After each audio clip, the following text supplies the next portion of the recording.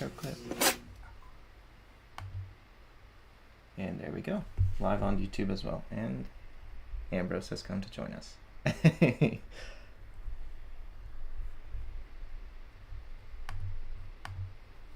Let's see.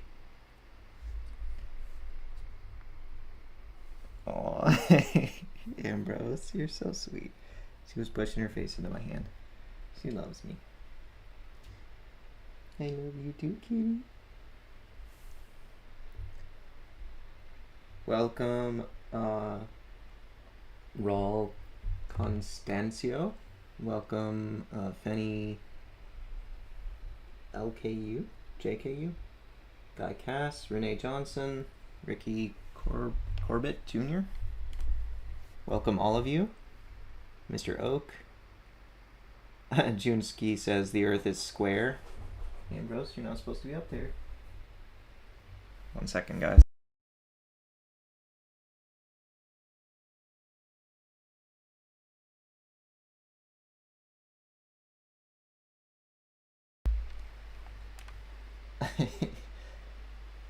Ambrose. What are you doing, kitty?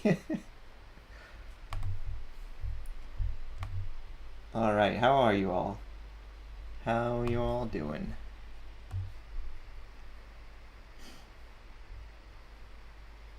My cat is wandering around by my feet. Kamari says, long time no see. Good to see you.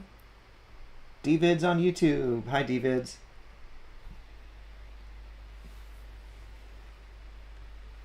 I don't know where my cat went. So, I have actually set a timer tonight. I'm only planning to go live for about 2 hours. Hopefully we can get some action going with some kind of flat earther, and hopefully we can get an honest flat earther if there are any left. The theory goes that there are not any honest flat earthers left, but as I've said before here, we are panning for gold just in case. We have a guest request from unnamed user account. What's going on here? How's it going, man? Good. How are you? Just want to be up front. Don't want to burst your bubble, and if you're not looking to talk, it's fine. I'm not a flat earther, but I just wanted to give an idea that I have, right, as far as this goes. Sure. Or just kind of, yeah. So I think that when it comes to things that are referred to as conspiracy theories, right, I believe that a lot of them on different subjects, right, a decent amount of them have credence. Like, there definitely have been things that have been called conspiracy theories that have come out to definitely be true in the end, right? But I don't think flat Earth is one of them. I think it's ridiculous, right? The thing is that here's the important distinction in my eyes, that I question, right, why things like flat Earth and things like, the moon landing. I'm not saying those are equally as insane, but I'm saying that, like, these certain things that everybody has heard of, tinfoil hats prevent radiation, right? These like crazy out there ideas that everyone's heard of, and when you say conspiracy theory, this is what they think of. I think that's on purpose. I think that things like this, like flat Earth, are purposely able to be pushed, and sometimes maybe even pushed, intentionally, to obfuscate and kind of ruin the term conspiracy theory when it comes to other subjects. Well, and I think a good way to gauge. Let me stop you there and suggest that the difference between a conspiracy theory in the sense of something insane versus a theory about a conspiracy taking place is evidence. That's the difference. Very simple. Absolutely. Yeah. Just the difference is evidence. For sure. I completely agree there. The thing I wanted to say real fast to kind of make my point is that, I think it's a good way to gauge it, right? If I was to tomorrow come out and make a 12-hour documentary with the best info I could find that the Earth is flat, I could go and post it on YouTube, and it would probably remain there for years on end. And I would never, ever be persecuted politically, let alone legally, let alone maybe assassinated over something like saying the Earth is flat. I mean, you have, like, groups, I've seen them before, that like are advocating the Earth is flat to this day. No one cares. No one gives them any mind. Right? You seem like you're working up toward like some conspiracy theory that you advocate. Is that fair to say? Well, I appreciate it. I'm not trying to be long-winded. I just wanted to be articulate, right? The thing is, I think a good way to gauge something, right, is that like, can you be persecuted? Can you get in trouble for trying to, spread something, for trying to say something? Because there's been a lot of things, whether it be, I think that a conspiracy would actually more be something that can maybe benefit certain individuals, maybe governments, maybe individuals could. But when you think about things like the military-industrial complex, what if they lie about wars and reasons for those, right, for personal benefit? Yeah. And then it's like, if you live right, if you lived in the Soviet Union, you couldn't criticize Stalin and his leadership, right? You go to jail. The thing is that, like, in other cases, right, you criticize the U.S. You can criticize whatever you want, but if you say that the Soviet Union was doing something they weren't supposed to, I don't know if they would have used the term conspiracy theorist, but they would have threw you in the gulag and called you crazy. Is It's a Shadow pretty still well. here? He was requesting for a few minutes and he just dropped from the request queue. I Yes. wonder if he was a So, flat earther. not trying to be long-winded, I'll try to wrap up what I'm saying, but like, there are certain things that if you talk about, you will be persecuted. And I think that's a pretty good way to gauge kind of credence of things. You're saying No, that's evidence, not a good way absolutely. because suppression of speech can exist for a number of reasons. It doesn't necessarily validate the speech that's being suppressed. Well, Like what speech do you think should be suppressed? Could you explain it to me? well, the classic example is if you yell fire in a crowded theater. Oh, okay. Well, yeah, absolutely. But I'm saying, like, I mean, beyond that, like, we know those examples like yelling the BOMB in an airport or fire. Yeah, I agree with that. another But like, classic example besides is if that, like, someone is like spewing a just a absolute geyser of misinformation that's actually persuading people to take harmful actions or distrust authorities when it comes to a dangerous situation. And I don't want to can you give say me an any example? I don't want to say anything that would flag my life, but we saw a lot of that in 2020, um, and the Are you following referring month to in January 2021. Um, referring to the 6th day? yes, there's Okay. just a Well, whole complex of issues from that time period that there was just gushes of misinformation about, and some of that speech was being suppressed, rightly so. It doesn't confirm any conspiracies about it. can I mention something that happened around the same time span? So I'm sure we all remember kind of. I mean, obviously, we all went through lockdown and everything, right? And you can even ask, for example, Mark Zuckerberg. Mark Zuckerberg owns Meta. He owns Instagram. He owns Facebook. Major publication. He went I on an want to interview. caution you. This is not the topic I want to discuss on this live. That's fair. So I'm going to I want to hear entertain your this for opinion. like about 5 more seconds.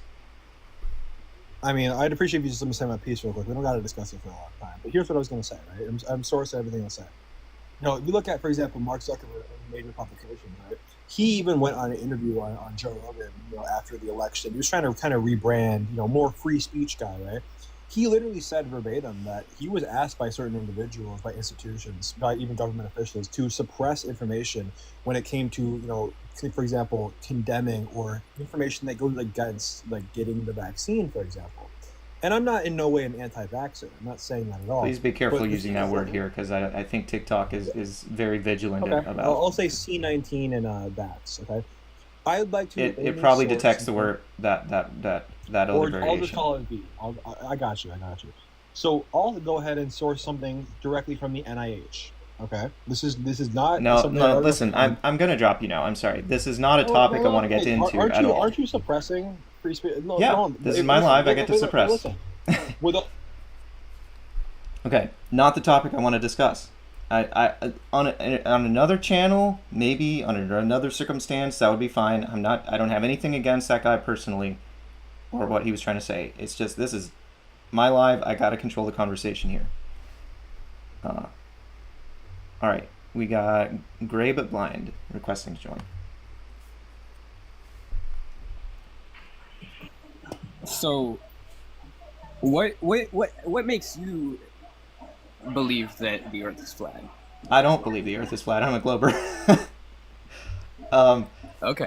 the way I present on my in my live background is attempting to seem neutral to sort of coax flat earthers to be more open. Um, Right. Right. Obviously, that the trade off there is that it can lead to some confusion at first about where my position is. I'm a glober though. Yeah, I'm confused. Yep. All right, my fault. Sorry. Well, Not if you my have fault. something you want to share, then by all means. I don't have any Nah, nah, other nah. requests at I, the moment. nah, nah, nah. You got that. Okay. Cool. Hey, have a good night, bro. My Thanks. You fault. too.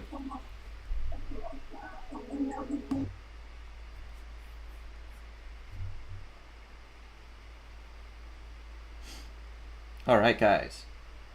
Um.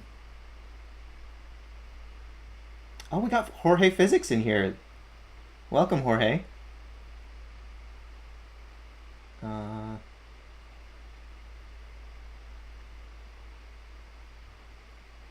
Oh boy. Do I have any mods in the chat? I want to keep a close eye on that guy. User 828-292-929196.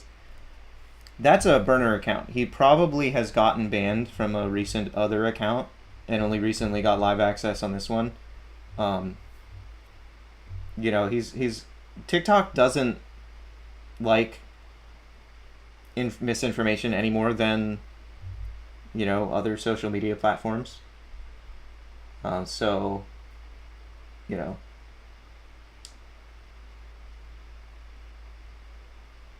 he's really forcing that topic here. That's not what this live is about at all. So let's see. On YouTube, we got somewhat. Timothy Judge says someone should make a book series set in a world like Flat Earth with a circling sun and moon.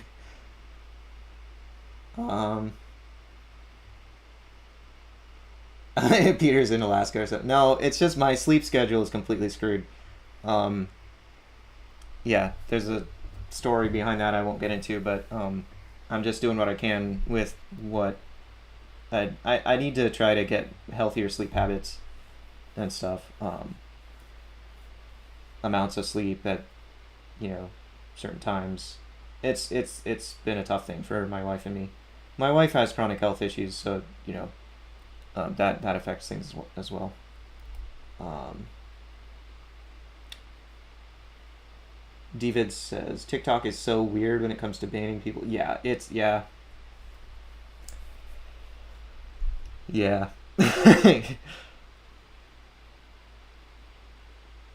Sleep cycle sounds made up. Well, I wish. All right, what's going on the TikTok chat here? We don't believe the Earth is flat and static. We know it is flat and static, gentlemen. Jose Sevilla. Jose, do you want to join? Request to join. There should be a button down there. Um.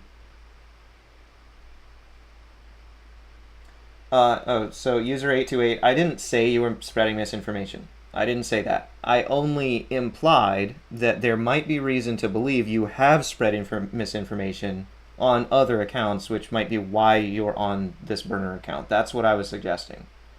And I also wanted to keep an eye on you in case you did. That was what I was saying. I wasn't saying you have spread misinformation. So don't get that twisted. Let's see. David says I work night. Y'all know nothing. Work nights. But for real, how do you feel about a distinction between the energies of God and the essence of God? What the freak? What are you talking about, Timothy Judge? Okay.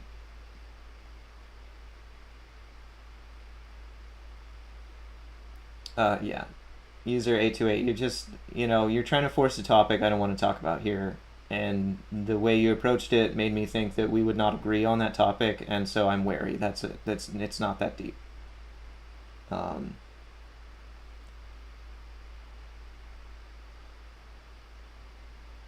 Axon Merle says, why is the flat earth always a circle? Fair question.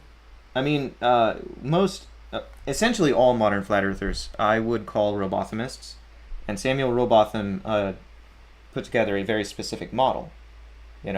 That's this model.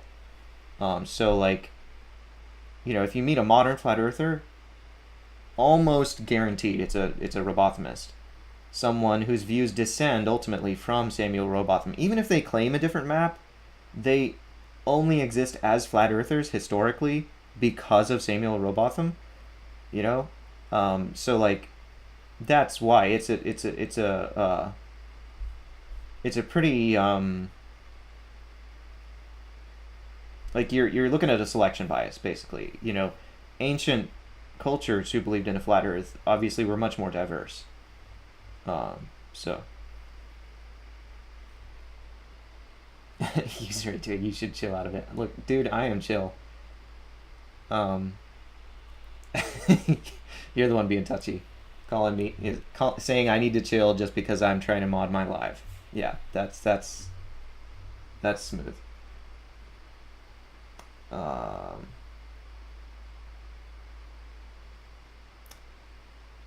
Timothy Judge not into hesychasm? I don't even know what that is. Triangle Earth, let's do it. I wonder if North Sentinelese are flat earthers. Oh boy. David says he sounds like a character from Black Adder. I don't know what Black Adder is. Is that a TV show or a book series or something?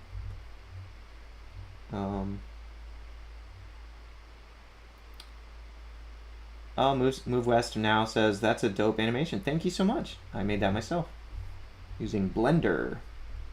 I'm a big fan of Blender. Okay, so that flat earther that was in here, Jose Sevilla, he is apparently a coward. He just wanted to blast that in here and then run. Super Baked. Are you being ironic or are you a flat earther? The firmament is actually at the end of the solar system. Sasquatch says it's like Christians saying they aren't followers of Paul. Yeah. I mean, yeah, I'm a follower of Paul. Except to the extent that, like, you know, he said not to be.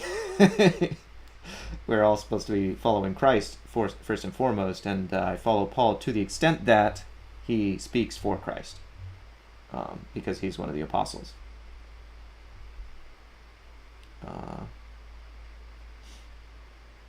Dark M Grizz says, so I just got here. What are you saying it is? Globe or flat? I'm a Glober. I just try to present here in a non-threatening way to flat earthers.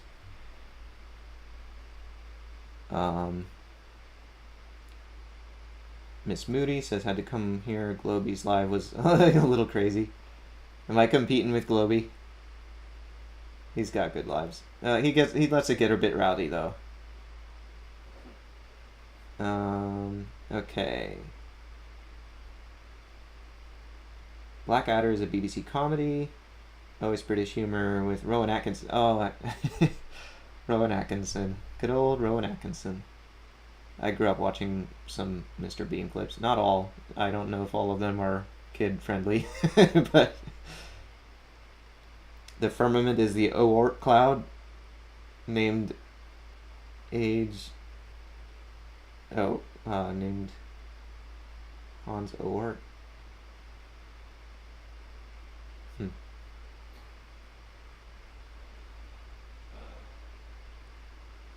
Move West now says you are a globe earther or you haven't researched flat earth yet.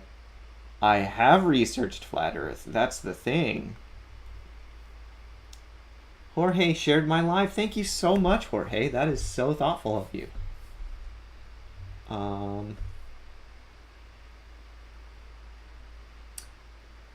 Free, the guy that stole your time lapse, is in there. Oh, in Globey's live? Oh boy. Good luck to Globey. That guy is unruly.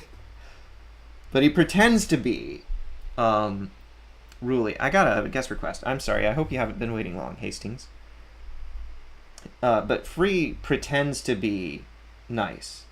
And that's what got me when he was on my live. Like, he was able to keep things going for, like, over an hour. Because he kept... Anytime he could see me visibly getting angry and ready to, like, kick him, he would kind of cow. and he was able to mostly, edge that line that way. All right.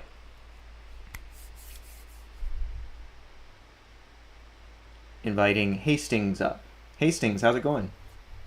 Good. How are you? I'm good. I had a question about some of the famous explorers. So I've been reading a lot about them, and I don't know if you ever heard the Explorers podcast. It's pretty good. I've Um, not. I know on ships like how they charted their east and west different distances, but when they were on land, do you know the main way that they figured out their is it latitude? No, longitude. Well, longitude, the way that they would figure that out is by like having precise timekeeping and measuring stars, or sun and moon, etc. Yeah. But I'm thinking like Percy Fawcett, who's in the Brazilian jungle. Did he just rely on stars alone to try and figure out where he was? Well, for most explorers, I'm not familiar with that particular one, but I know for most explorers, it's a synthesis of multiple factors. Like dead reckoning, celestial nav, all those things, like landmarks that they might know of on a map or whatever. Like all of those things. I guess if they're exploring new territory that they don't have maps of, then that would be difficult. But uh, yeah, enlighten us if you've studied that particular one. No, I'm trying to learn more. So he's the guy that the Lost City of Z. I don't know if you ever seen the movie. I have not. It was based off. He first went, like he went to the Royal Geographic Society, and they taught him, how to explore and make maps. And then he went to Peru and Brazil, and because they didn't know where the territory was between the different countries, so he was the person in there who was like surveying the land and figuring out where the countries exactly lined up. Mm-hmm. And I just think like that's such a cool art that kind of has been lost, and Yeah. it'd be great if you could go somewhere and they could teach you how to do it. Yeah, it's a different world we live in now, where we've got like satellites orbiting the Earth and taking photos from above and everything. Like we've pretty much exhausted the exploration, at least of the land features here on the surface of the Earth.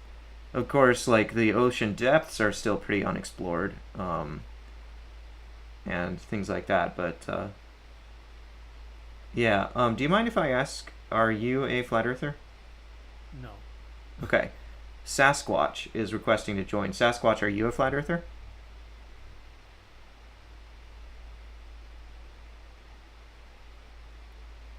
I just want to prioritize flat earthers, that's all. Sure. Yeah, you can. I can go whenever. Okay, he says he's not, but Mark Kukla says he is. Somehow, given the context, I kind of wonder if that's just him trolling. Um, Anybody in the chat know if he's been spouting any flat Earth stuff? Anyway, Sasquatch says he had a point about that Explorer Signet Augusta brought up. Is that? Well, let me just invite Sasquatch up for now, if you don't mind. Now you guys can chat together.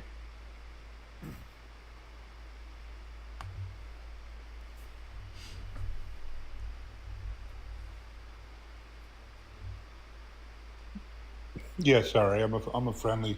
I just was interested in about the explorer who doesn't know where he is, and since it's a flat Earth globe, I'm gonna kind of hang around him. I'm a globe guy, but I noticed that the early maps that Amerigo Vespucci made, the Africa, Mediterranean, Europe area was fairly accurate looking, but the New World and South America especially was like just totally warped and you couldn't use it for anything as far as navigating or walking or anything. So when you're exploring, you sort of like don't you don't know where you are, and not only do you don't know where you are, there's nothing to reference it to anyways. You're just walking around, right? So Mark Kukla in the chat, you are welcome to request to join, and if you join, I'll kick these two gentlemen so we can talk about flat Earth if you want. Carry on, guys. Yeah. Well, what do you think? I didn't get your name. The other guest about that guy you said who was an explorer and how would he navigate with his stars or so forth. I just think it was amazing. The courage he had to go into the Brazilian jungle, with just a few men. Like, I wouldn't do that today with all the technology in the world. But he went in, 1910 and survived off the land and, like, had horrible things happen to him. The Lost City of Z is an amazing book if you like survival and exploring. Yeah, did you ever read the Mr. Livingston, the guy who did that exploring across Africa, the English guy? That's pretty amazing too. I think. Trying to go to Timbuktu. I forget. I've heard some of them, and the African ones are absolutely insane as well. Like this one guy, he had to pretend that he was sold into slavery as a kid because he wanted to go back. He wanted to be the first European to ever go to Timbuktu, and so he had to make up this whole backstory and learn Arabic and become a Muslim and pray with everyone because they were very hostile to Europeans at the time. I got a guest request from Mark Hollander. I don't see him in the chat. Mark, are you a flat earther? It doesn't look like the same user as Mark Kukla. So, what's going on? Mark Kukla, you should request to join because nobody likes a keyboard warrior. I tried to put up the map that would show the America part of Amerigo Vespucci's early map, but the aspect ratio of the photo didn't show it. Oh, that's too bad. My point was that the Africa map and the Med there and Europe looks like the measurements of the 1600s or whatever it was, or 1500s are pretty accurate, but as the Spanish and Portuguese explorers were going over to South America, that it just looked like a completely like pancake weird shaped thing because they were very early on figuring out what the measurements are.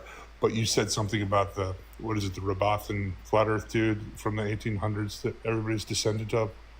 Remember that host? Oh well, just the modern flat earthers, their ideas descend from his ideas. That's what I was saying. Right, and the interesting thing about that was like the way the map is sort of projects from accurate maps, much more accurate maps than what Amerigo Vespucci was cartographed. Probably like the South America and Africa both looks fairly accurate on that flat Earth map. Well, which would to be fair to sort of impossible if you didn't even know what South America looked like. All it really has is like a stretch in the oceans. To be perfectly fair, this was I took this from the 2002 NASA Blue Marble and reprojected it using the azimuthal equidistant projection. So that's like essentially perfect accuracy because of that, like computerized. But I mean, you've seen the ones they call the Gleason map that in 18 something or other, I think late 1800s, he patented one. Yeah, Alexander Gleason's map was massively more accurate than Samuel Rowbotham's. I'm going to go ahead and go to flurf.info here and show you. But both of them more accurate than the first European maps of the New World, right? Well, let's not give too much credit to good old Samuel Rowbotham here. This was his map. Oh, okay. What year was that? This was like 1849. Oh man, what's going on there? Huh. He really did try to. He did Start from scratch. It looks like. Yeah, I think he was essentially trying to just convey the concept of the azimuthal equidistant projection, but claim that that was an accurate flat map. And so Alexander Gleason took that idea and ran with it and actually did a reprojection from the globe. He patented it, and in his patent, he actually described the process that he underwent to reproject it from a globe. But secretly, he was still a flat earther and then wrote a book about it. That's what I was kind of getting at. Yeah. I know it's kind of a lull in the conversation about the explorer using maps, but it's just how, as an explorer, when you're like going across Africa when there's no map, we're going across Brazil when there's no map, you may have a sextant, you may have dead reckoning, but you don't have anything in your pocket that you're saying like, okay, I got to get across this next mountain, and then I'll be at the next water source, because you're exploring for the first time. Basically. Unless you've like taken notes or from like conversations with natives or something. Someone else has had it. Yeah. You can only see a small part of the sky usually because the jungle is so thick. You can't even see the stars. I just wanted to say hi to hot tickets up there. Mark Hollander here. I'm pointing the wrong way. Mark Hollander. Hi. I'll go ahead and drop down, host. Thanks for having me up. Thanks, Sasquatch. How's it going, Mark? Peter, I like your videos. How you guys doing? Good. How are you?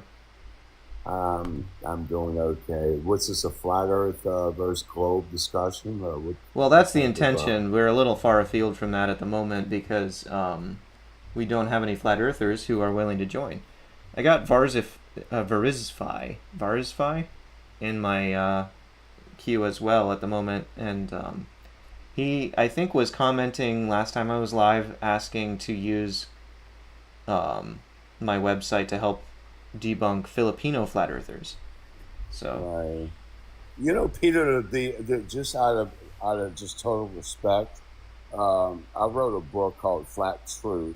It was about 2 years after I suffered a broken neck in a car accident. I was actually for Universal Publisher. I was writing a book about UFOs, different alien races, like 68 different. And I spent about a year doing that. And then when I broke my neck in a car accident, I couldn't work for a while. So I went from believing in aliens and then realizing I was actually writing a book about demons, demonic entities, the fallen angels. So it's like angels against aliens. What's real? They're more powerful than humans. They got powerful weapons. They can do anything. You're looking at some stuff. What are you looking at? Are they extraterrestrial little green men from Mars? Are they actually just fallen demonic entities that are from a different dimension? We don't understand a different dimension. If they want to come disguised as a yellow school bus in the sky, they can do that. But are they real? Some of them probably are, and some of them probably not. So that's what I wrote my book about. Flat truth with flat Earth. Don't label me as a flat earther. What actually? Who knows? You don't know it's a ball. They told you. Well, it was a ball. I do. No, you don't. And you actually don't because they told you. They told me too. So, Mark, are you gonna try to just run me over with your script, or are we gonna have a conversation? Go ahead. I know it's a ball, an oblate spheroid. Well, I don't personally know to that detail, but I have no reason to distrust the authorities on that detail because I know it's a ball. The Freemasons, right? No. Actually, that's who you trust in the word of 33rd Freemasons, 33rd degree. No, that's completely ridiculous. We've known it's you don't know what I know. You got to kind of dig a little deeper. You don't understand these people lie for a living. It has nothing to do with it. It has nothing to do with trusting anybody who's a Freemason. That's just a complete red herring fallacy. You believe that we got a flag on the moon? Yeah. See you later. You're a fucking retard. Bye. Fucking retard. See ya. Wow. Hopefully TikTok doesn't penalize my live for him using that word. Is he still in here at all? Because that was...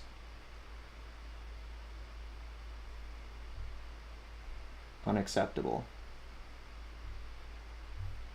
I don't know how to... Shoot. Is there a way to find him here?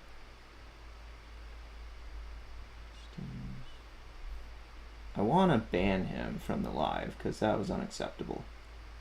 But I don't see him anywhere. Shoot. Oh well.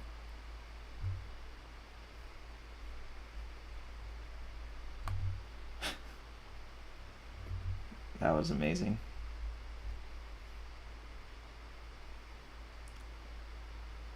All right, do we have any actual human beings who want to have a human being conversation? What about Mark Kukla? Is he still here? Did he run?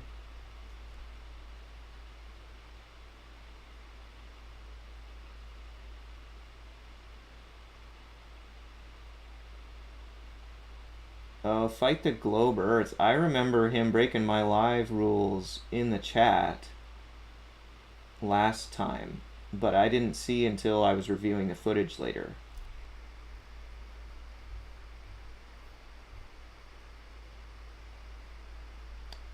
I really wish I had some mods in the chat here. Jorge. Welcome, Jorge. How's it going? Hey, Peter. How you doing, man? I am well. How are you? Well, just listening in. That last guest, that escalated. That sure did escalate, man. What the heck? Hey, man, I haven't been doing a lot of the flat Earth debating lately, but lately we're not going to. It's been more of the, are you okay? People don't deny reality without some serious trauma. Do you have somebody you can talk to? This is not condescending or judgmental, but every flat earther has a origin story rooted in trauma. Yeah, that's actually pretty insightful. Yeah, and this guy asked you, how do you know it's a globe? Well, Peter, I work on satellite systems. I've done so for 20 years because we took pictures of it. We go around it. We literally fall around it. That's what an orbit is. And some assets can take pictures of the Earth. And if you go far enough away, you can take pictures of the whole disk. Right. At that point, this isn't even a science question anymore. It's absurd. And any flat earthers who heard him just say disk, he's referring to visually what happens when you look at a sphere. In your view, it looks like a disk. He's not referring to a disk-shaped Earth. Just clarify. Yeah, you can't take a picture of the entire Earth with one optical sensor, right? You can only do half at a time. Not even half, really, right? Because of angles, you have to get infinitely at most far to actually see the entire. That's right, exactly. It's a limit. But yeah, I mean, it's not even a science. It's not in science anymore. It's just fact. The shape of the Earth is a fact. All we can do is refine it, right, with better measurements and measure its changes. I'm gonna go ahead and mod Jeremy Wallace. He was asking if I wanted to. Here we go. Add moderator. And I hung out with some of the guys and gals over there. I have some friends. I mean, look, we're all people. We're all in this together. It's so bad that people have decided to throw out objective reality. Jorge, do you want to be a mod just in case you happen to see any trolls in my live and stuff? Sure, man. I can be a mod. I'm trying to figure out where to do that. Can't click your name and do it. Let's see. I wonder. Just type something in the chat. Well, I could do it. Okay, yeah. There we go. And it is frustrating, man. Being somebody that I'm a physicist, and working on satellite systems, and just people like, yeah, gravity doesn't work. We've never been to space. I'm like, bro, are you calling me a liar? Yeah, often it does lead there if they know anything about what they're talking about. Most of the time they don't, but as you could see, like, it will escalate pretty quickly. I got somebody in queue here whose name is Alpha, and then some Arabic, and then Omega. So wait. Okay. Yeah, I think I have my notifications. I think I have my notifications on. I do have some flat earthers that follow me, so I figure maybe somebody would see me on and maybe come in here and give you somebody to talk to. Thanks, I appreciate that. Yeah, man. Hey, you're a nice, peaceful guy. I mean, you're really just trying to do this, I think, the right way. You're a nice guy, factual, keep emotion out of it. Fight the Globe Earth wants mod powers. I'm gonna instead mute him for a minute. He's on his last warning.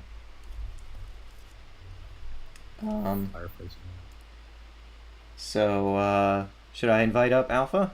See what he has to say. Yeah, sure. I'll probably hop off in a minute. I just hopped on for a minute to see if we could get anybody up and stop and say hi to you. I don't know if I've ever like chatted with you.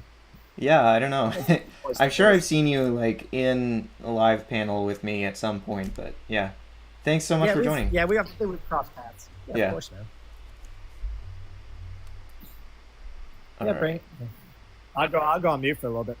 All right. Talk to the guest. Or what time is it? Ah, shoot.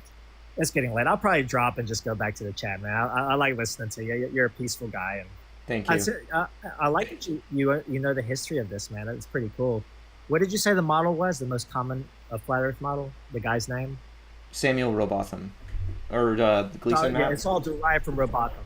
It's derived from Robotham. Yeah. It's just been refined since then, yeah, which is weird much. To refine a complete falsehood into another falsehood that is just as crazy. Yeah, well, what they've refined is just its marketability and its rhetorical shenanigans. That's what they refined. They haven't refined anything about its like accuracy or its detail or anything like that. It's just anyway. Hey, quick question: you can let that guest know, but have you heard about the 1G rocket? I have not. It's a rocket. It just accelerates to 1G, so it's a concept thing.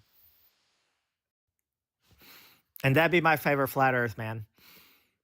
You have your rocket, that disc you have on the right there with the dome over it. That's a rocket. You let it go at 1G, so you'll always feel gravity. And you go research. I won't tell you about it now, Peter, but if you go research that Wikipedia page on it, the things you can do in that 1G rocket will blow your mind. The places you can reach because of relativity. Because you go so fast, time doesn't really flow in your spaceship compared to the outside. Wow. Anyway, I'll let you go, bro. All right, thanks. Be well. You too. You can drop me if you want. You want to drop me or you wanted me to drop? I don't know. It doesn't matter. I'll drop you. Yeah, drop.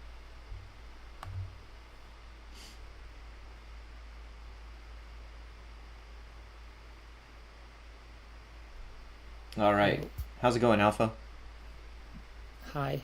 I'm good. Let's just say I was talking to some flat earthers and I got like some brain errors. So yeah. So yeah, I just trying to discuss it.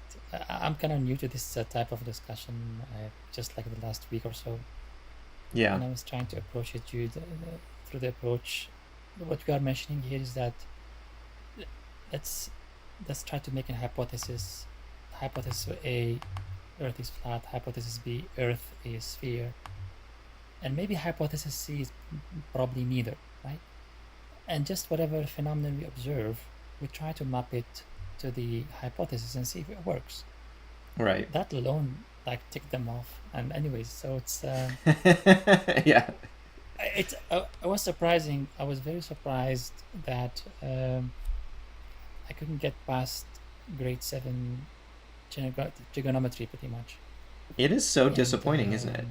You know, like when I first heard about flat earthers, I was like, okay, you know, if you have a different belief and I am firm in my belief, let's talk about it and let's follow the logic and the evidence. Let's go. Like, this would be actually a fun conversation to have. Like, how do we know the Earth is a sphere? Let's actually give it a try.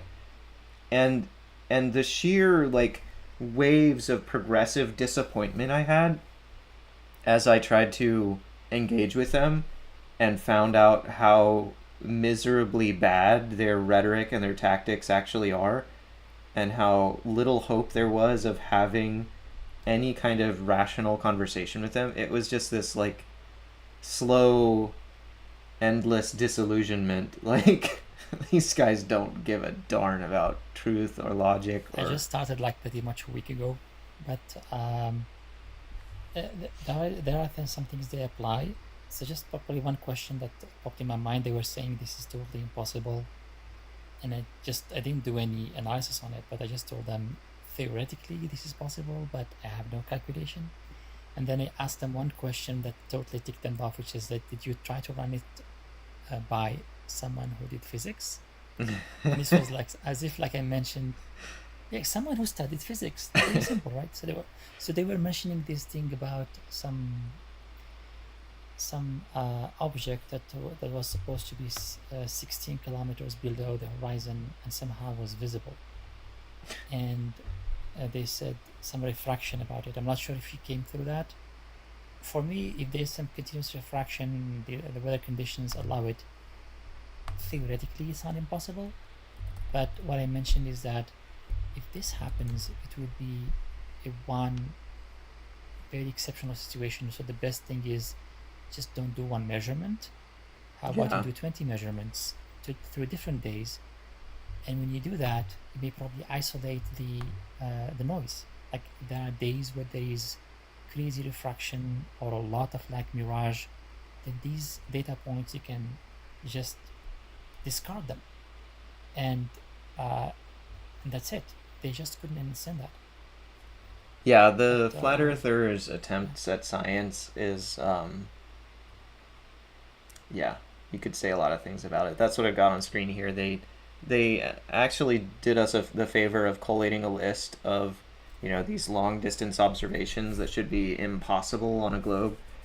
And so I did some analysis on that list and found just it was completely rife with errors and internal errors. Not I didn't even begin to check like external evidence to corroborate the data that was here. And I know that they're notorious for making errors in that way as well. But I was just like granting them that, saving myself the trouble, and only checking for internal errors, and I found a ton of them. And it's and then like this guy I had on my live just on Saturday, we went back and saw he was on Planet Peterson's live at one point, and he was citing the Joshua Nowicki skyline of Chicago, which had made news at some point like a few years ago. It might even almost be like 10 years ago now. I don't know if you've heard of that. Like the Chicago skyline is one of their classic examples they'll bring up. And he was no, like, I didn't follow up a lot, but yeah. he was quoting how much curvature there should be. How many feet of drop the that we should observe as these buildings like are around the curve. And he calculated it by just putting in an observer height of 0, while the actual photographer was like above the level of the water by like 200 feet. It's just like the sheer Yeah. sloppiness is just awe-inspiring. I was just thinking, is there a way? Because I tried to talk to them and quickly, kind of like, I felt like I failed. And the thing is that when you hear the rhetoric, and it was not like one group or two. Like I found, it's a large number of groups. Those who speak English, those who speak French, Mm-hmm. and those who speak Arabic, because I also speak Arabic. And there are a lot. It's not little. Like so many groups who speak French, so many groups that speak Arabic, so many, maybe a larger group who speak English because maybe that's where it came from originally. But it's a growing thing, and I can't, like, it's scary because this can literally at some point, if it grows a lot, it can literally like threaten the academia pretty much. Yeah. So I So got a guest request from Flight Talk. Flight Talk, are you yeah. a flat So earther? can I just ask one last question? What tool did you use to create that animation? It really looks nice. This was Blender. Blender, wonderful. Thanks very much. Anyways, nice talking to you, and Yeah, thanks for joining. take care. You too. Thanks. Bye. Bye.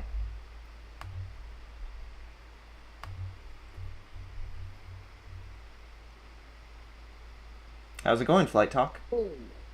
Hi, how you doing, Peter? I'm good. How are you? Doing fabulous, my friend.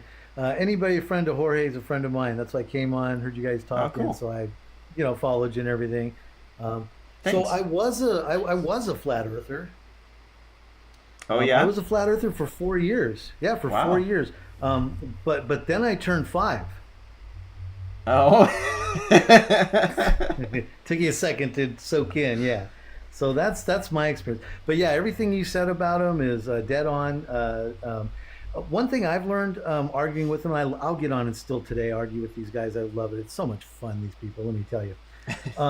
What I've learned, though, overall, it seems to me that the whole flat earth theory, the whole concept and everything about it is really just a tool, emotional attachment. But it seems to me what you really truly are is overall a science denier. Hmm. It simply comes to that. It seems every time. It's just about anything that's logical and science. We're into truth, which is no, and Yeah. anything that's real logic and real science, complete denial. No, water finds its level. And you want to get even more specific and hit them really like at home where they live. Robothamists, and by that I mean, people who adhere to the robothemist model or whose model descends from the robothemist model. And that essentially includes all modern flat earthers. So modern flat earthers are in particular, by definition, sunset deniers. Have you heard me talk about this? No, this is all new. So this is a new one. And what was that other thing you were just saying there? Well, what? Models? Robothemist. It's taken from the name of Robothemist. Yeah, what is Samuel that? Samuel Robotham. He's essentially Okay. their Oh, yeah, I got a link here on my website. This is is this going back to when it all started in the 1850s? yes. Yeah, Okay. Samuel Robotham. So all of their ideas Ah, descend from excellent. his ideas. So they are Robothamists. Oh, And when I say Robothamism, this is what I'm talking about. So ancient cultures who believed in a flat earth, they believed that the sun was gone at night for all of mankind. Right? That most of them believed that the sun went under the earth at night. And ah. if we step back from the debate with these modern Robothamist flat earthers, then that should make intuitive sense to anyone who has much knowledge of history or literature or culture. Like C.S. Lewis and Tolkien wrote these fantasy novels where, the earth was flat, and in each of their fantasy worlds, the sun went under the earth at night. I think I do remember that, especially C.S. Lewis. Who would know that with the Chronicles of Narnia? Right. So that's where things came from in a cultural and literal and literary sense. Interesting. Which, if you take a local observations, obviously the Earth is large enough. Locally, it does approximate a flat surface, and so if that's all you have, then that model actually agrees with all the observations you're able to make. It was simple ignorance that, it's actually still daytime right now for someone, thousands of miles west of me. It's 5 o'clock somewhere. Right. So they just didn't have that knowledge, and so in their models, Right. the Earth was flat with a sun that was gone at night. Wow, And that even worked better because their model has to get smaller, and they'd still argue that one too. Right. So that was Yeah. actually scientific for the time, right? In my Okay. opinion, like it was not science denial.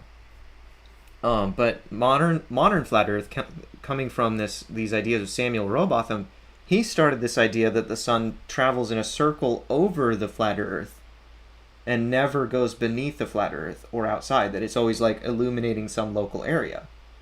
So you can see, And somehow remains the same size in our sky. That's the right? part that's always got me. He was trying to reconcile his model with modern knowledge of time zones. Science. In the 1800s, Right. that's when they were negotiating the standard time zones. Obviously, that was trendy. He couldn't deny that. So as a trade-off, instead, he denied sunset. He said, "Oh, it just looks like it's moving downward, but actually it's moving away." That came from Right. Samuel Robotham, and by definition, that is, in my opinion, the core trait of Robothamism, and every flat earther today believes it. Oh yeah. Just want So to get them to define how a lunar eclipse works. yeah, so modern flat earthers are, to a man, sunset deniers, by definition. Okay. I like it. Yeah, they definitely deny a whole bunch of stuff. They'll they'll You know, also I- like use this So meme, but Flight Talk, that's my name. I am a licensed pilot, and it's so funny how on their lives, I'm the only one in the room who knows nothing about aviation. There's another guy, JT, who is a commercial pilot, airline. I know JT, international yeah. pilot, flies Airbuses, and somehow when it comes to aviation, he doesn't know anything. either. right. That's amazing. None of them could even start the engine on a Cessna 152, but know more about flying than me. Okay. Yep. Yeah. It's an that's amazing thing. Just amazing. I should try to But you can get that with them, yeah.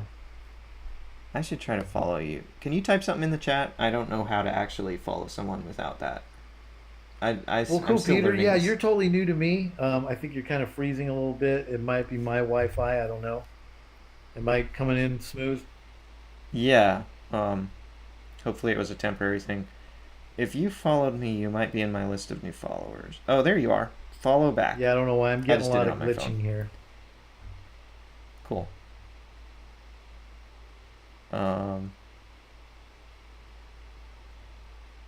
There we go. Well, thank you so much for joining my live. I appreciate your input. Yeah, I'm getting a lot of pauses. I don't know if I'm pausing. You're still you getting bet. stutters? I'm glad I came up. Like I said, I don't know if I'm glitching here, but hey, good times, and I'm glad I followed you. And we'll do some more. We'll do some more debates with flat earthers for sure. Yeah. Thanks.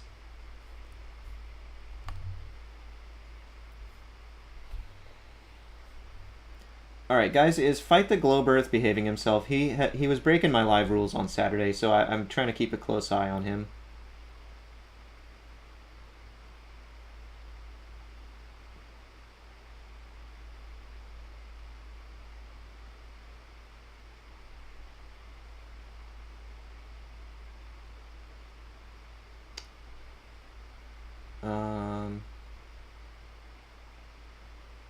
I don't know what Prick Flare's angle is. Yeah, no problem, Flight Talk. That's I don't know if it might be on my end too, but Jeremy Wallace says he's just being goofy, honestly, but it's feeding the algorithm. How about Prick Flare? What's his deal? Is he?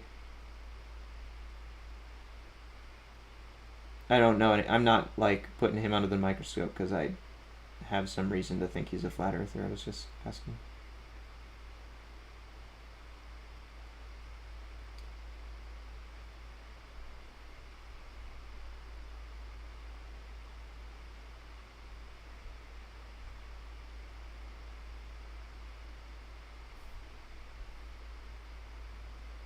Unfortunately, a Globey. All right, let's see. How are things going on YouTube?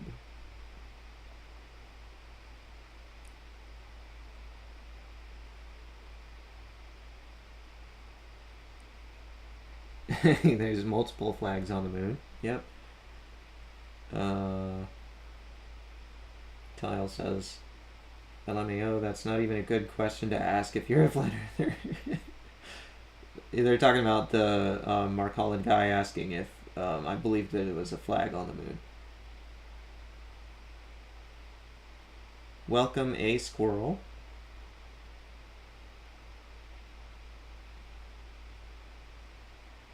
Okay, what else is going on here?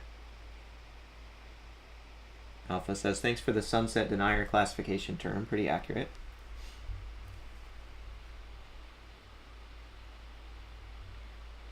MT10 Dan says, is there?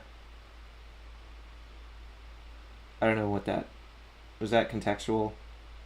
Like,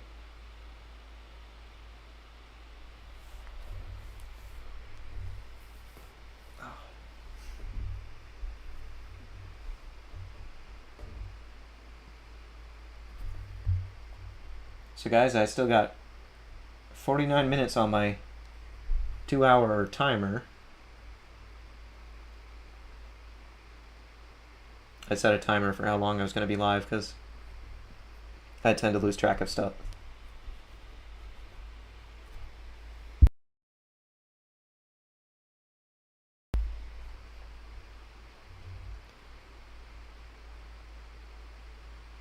Jeremy Wallace, when you say he seems to be on the fence, who are you talking about? Are you talking about MT10 Dan?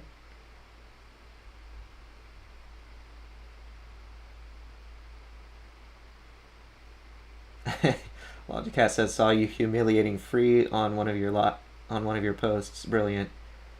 Yeah, I mean, I wasn't trying to humiliate him. He was just like lying and lying and lying and lying. Just almost every word out of his mouth was a lie. It was, when I combed back through the recording, I was kind of astonished. I'm like, how does this guy live? Well, okay, so Jeremy Wallace says, yes, he was talking about Dan. Dan, I love talking to more honest people. If you are on the fence, then it sounds like you are, going to have, be more inclined to have a human conversation. And so I would love to have you up if you're going to respect my rules and everything. Oh, he says he doesn't live in a distraction. You want to join and tell me what that means, MT10 Dan?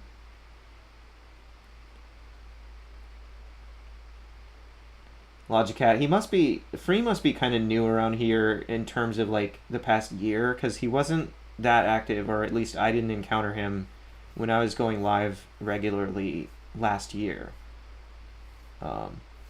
But yeah, I've heard a lot about him since Saturday. When he joined my live, I'd never heard of him before. On Saturday, that was my first impression of him.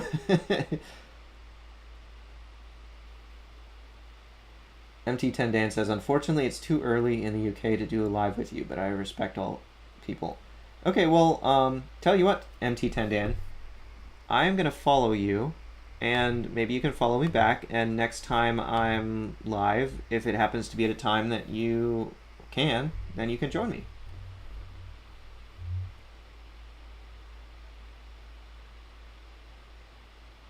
How's that sound? Oh, I see. Flight Talk sent me some lightning bolts. Thank you so much, Flight Talk. I don't know if that was like a long time ago or not. I might have overlooked it at the time. Sorry about that. But thank you for the gift. Can we get any more action in here, guys? It'll be live for another 40 minutes or so.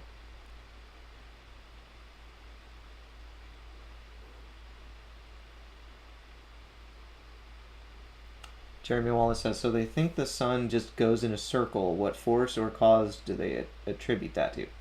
You know, I have almost never gotten to the point of discussing that with them, because they cannot even discuss how that contradicts our observations, that it even does that at all. Like, forget how or what mechanism drives it. It could be a chariot carried by angels for all I know or care.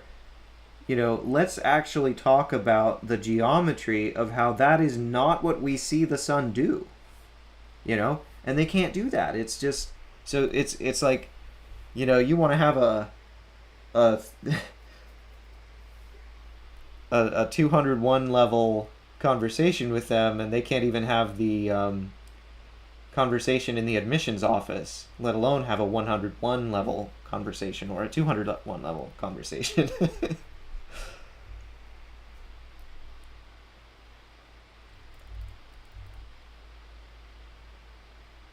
Oh, Tile says, unrelated, but your cat is super cute, Peter. Thank you. I agree. She is the most wonderful kitty ever. Don't tell that to my previous kitties that are in heaven now. They know I loved them too.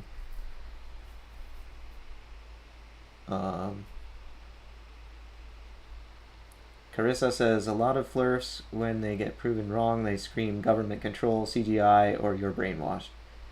Yeah, it's like a cornered animal that just all the toxic cult behaviors just come to the surface as soon as you corner them. Rick Flair says, I'm telling all the heaven kitties.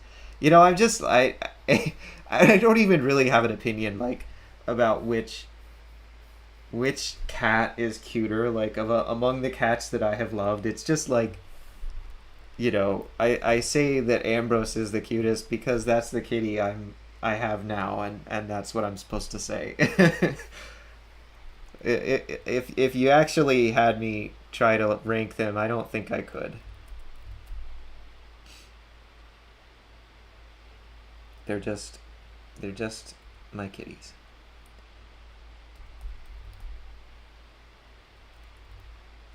I showed one of my first actual kitty. I showed for a brief, very brief time in the video that I put out about politics, America's Dying Legacy. Just for a second, my first kitty ever was on the screen there. I was 5 years old when I got that kitty.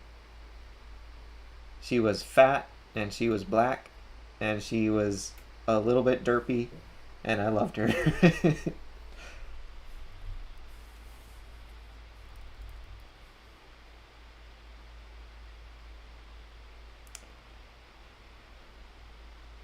Oh boy. MT10 Dan is talking about a false idol. What's going on here? Debate between the Flat Earth Society and globe believing is nothing more than a distraction. This is how you get people to go against each other. Conquer and divide. I think he meant divide and conquer. Believing in a false idol. I feel the TV has controlled the masses. You know, just today I was hearing about a reality show, and I thought again of a clip from the Hunger Games where Haymitch is like, it's a television show, a distraction so that people forget what the real problems are. So, like, yeah, I mean, to be honest, MT10 Dan, I kind of feel that, but I don't think that applies to the Flat Earth versus globe debate. Flat Earth is a raging science denial cult that is dangerous and needs to be addressed. And that's why I'm here addressing it.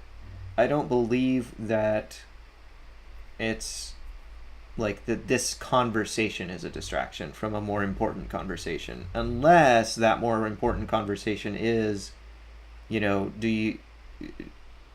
are your sins forgiven before God?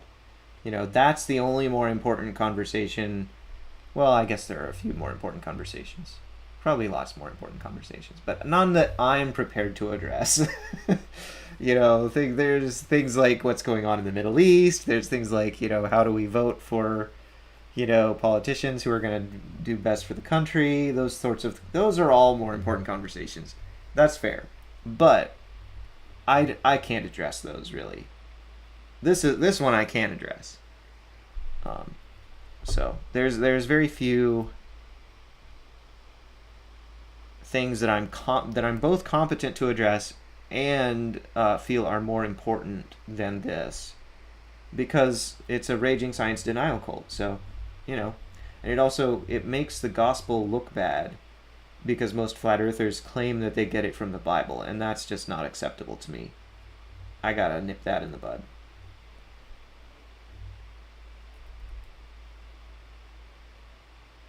Oh, Jules R. Vera says define cult. You know, there's a lot of work that has been done by people who are smarter than me on the subject to define like the traits of a cult and things like that. And at the end of the day, it is a bit subjective, but the broad strokes include things like claiming divine authority that's outside, you know, claiming claiming that your interpretation of a holy text is the only correct interpretation, and all others who claim that holy text are wrong because they don't hold your interpretation. That's one trait of a cult. Ostracizing people who leave the cult. That's another trait of a cult that Flat Earth has. Separating families. You know, as soon as you go flat, you tend to sort of cut ties or create conflict with all the other people in your life, and then you gravitate toward flat earthers, and so they're sort of self-isolating in that way. That's another trait of a cult. Their bad faith behavior when you talk to them, that's another trait of a cult. All these traits, like just boom, boom, boom, boom, flat earthers exhibit all of them, you know, the ones that I mentioned. Then there's the fact that after the final experiment, they just went on full attack mode trying to discredit all of the people who went to Antarctica, including my friends, you know, and so they really let their true colors show there as being a dangerous cult. And so I have no qualms anymore of calling them that. Like, that's what they are, absolutely.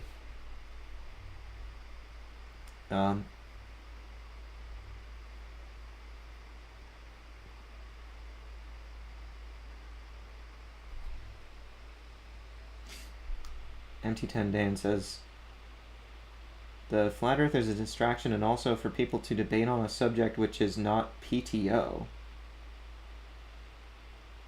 Paid time off? What does that mean?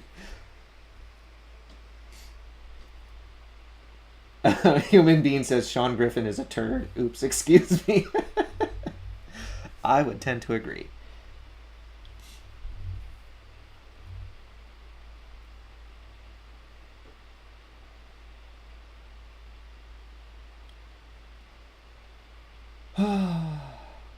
Yeah, I wish you could join as a guest, Dan, because this would be a much more productive conversation than just going back and forth with text like this. A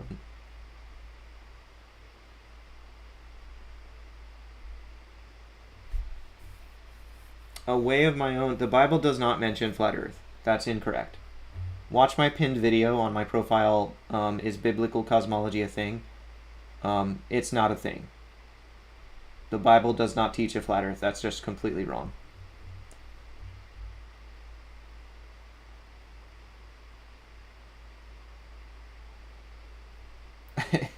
Prick Flare, who are you calling an adorable person? Are you calling Dan adorable? Just trying to be condescending to the Flurf. Is that the deal?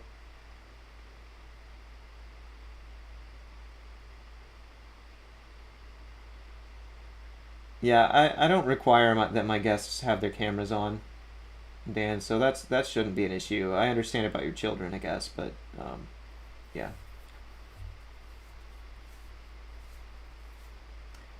A way of my own. It mentions a firmament. Yeah, so the word firmament is a mistranslation, ultimately. The word is rakia in Hebrew, and it actually means expanse. So if you pick up any Bible that's like mainstream used among Christians today, odds are it's going to say expanse, not firmament. The word firmament comes from the Latin Vulgate, which took its translation from the Greek the Septuagint, saying stereoma, and stereoma is a word that was influenced by Greek cosmology at the time, which, if you can believe it, was a globe cosmology. It was geocentric, though, and so they thought there was a hard shell around the geocentric globe Earth.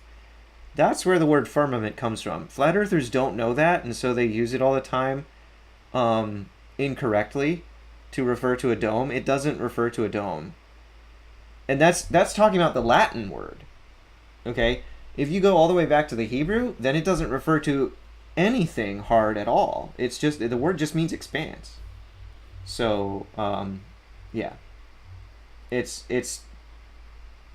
and I go into that in my video about biblical cosmology. Really, you should watch that. Biblical cosmology is not a thing. The Bible does not teach flat earth. That's just a completely wrong thing.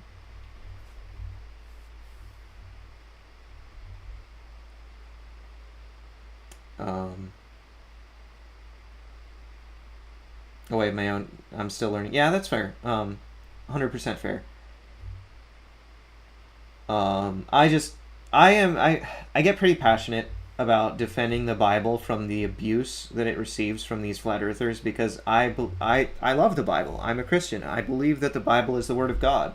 And so when these flat earthers use it to support misinformation and science denial, it makes me angry.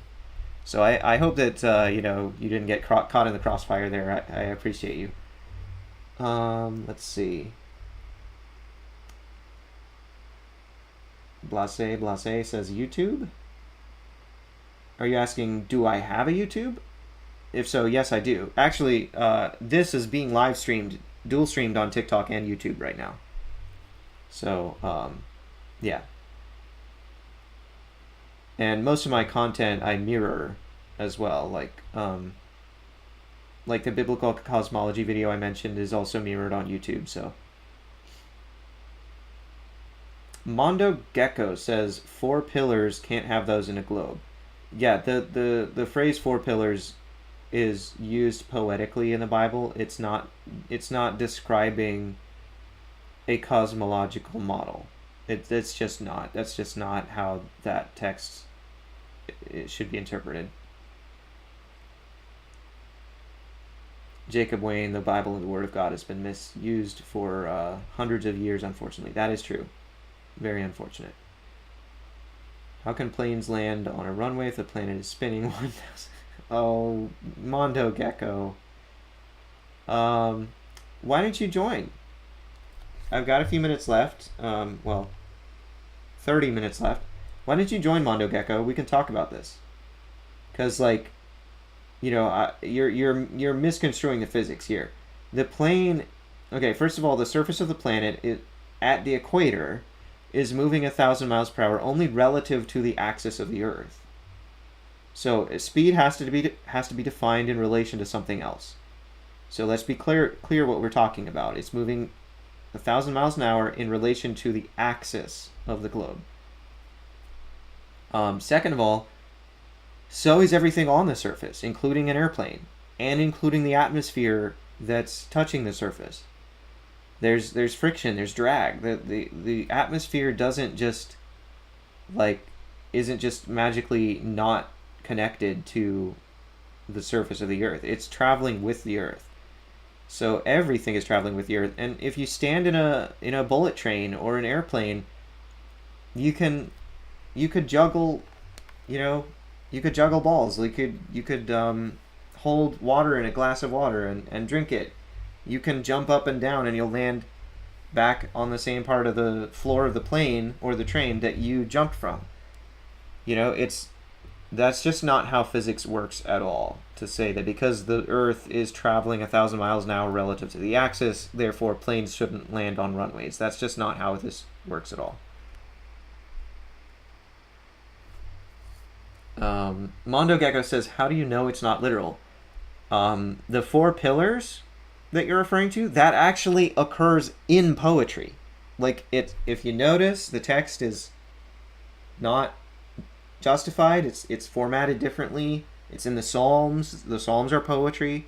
It talks about things like trees clapping their hands. That's obviously poetic language. Sometimes the phrase 4 pillars of the earth, or that might be used as a figure of speech to mean let's do a quick search for the word pillars in the Bible. Let's see what all context it comes up with. Because the context tells you that it's poetry. That's how you know. Okay, most of the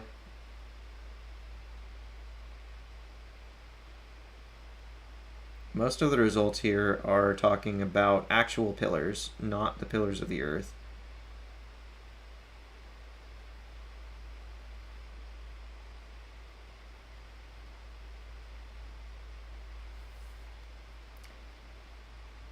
Okay, I got a result at 1 Samuel 2:8. He raises up the poor from the dust. He lifts the needy from the ash heap to make them sit with princes and inherit a seat of honor. For the pillars of the earth are the Lord's, and on them he has set the world. Okay, so if you notice, this is Hannah's prayer when God cures her barrenness. This is a song of worship, right? So like, that's the context here. Hannah is not divulging for us divinely inspired cosmological model information. That is not what this is. This is a woman who is grateful to God for something he's done for her, and she is praising him and singing poetry. That's what it is. And that is literally the only verse I could find just now. Give me another verse that mentions the pillars of the earth, and we can look at it. But I mean, you're not going to find any that are not poetic or whatever.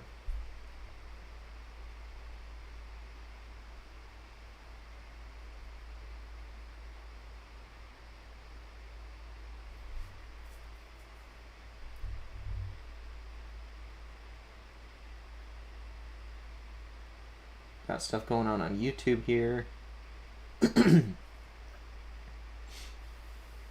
Mondo Gecko, why have you not requested to join? You're just being a keyboard warrior.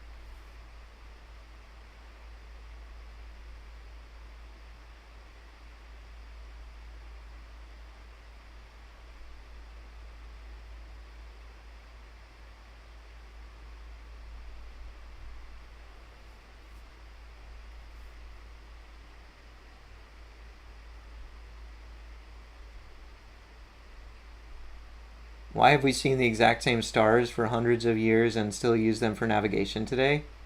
Why would we not continue to see the same stars for hundreds of years? Jacob Wayne.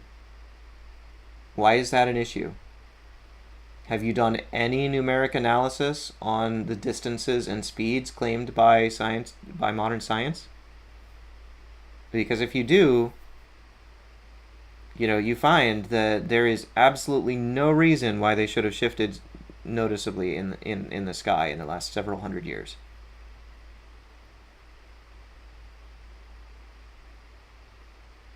Oh, he's in bed. Okay, all right. Well, if you can't join, that's fine. I mean, I just. We're not going to have as much of a quality conversation as we could have if you had joined.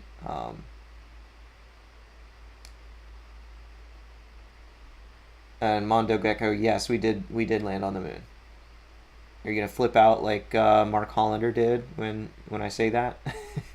Because he had an epic diaper blowout when I said that. All right. Tiles on YouTube says a lot of the Bible is written from the perspective of phenomenology, and its meaning is teleological, especially in the verses flat earthers use to justify their claims. Yeah, I think I agree with that. I have to admit I don't know what the word teleological means, but I myself have often argued about the phenomenological meaning, and so I agree certainly with that part. I think I agree with the rest of what Tiles is saying.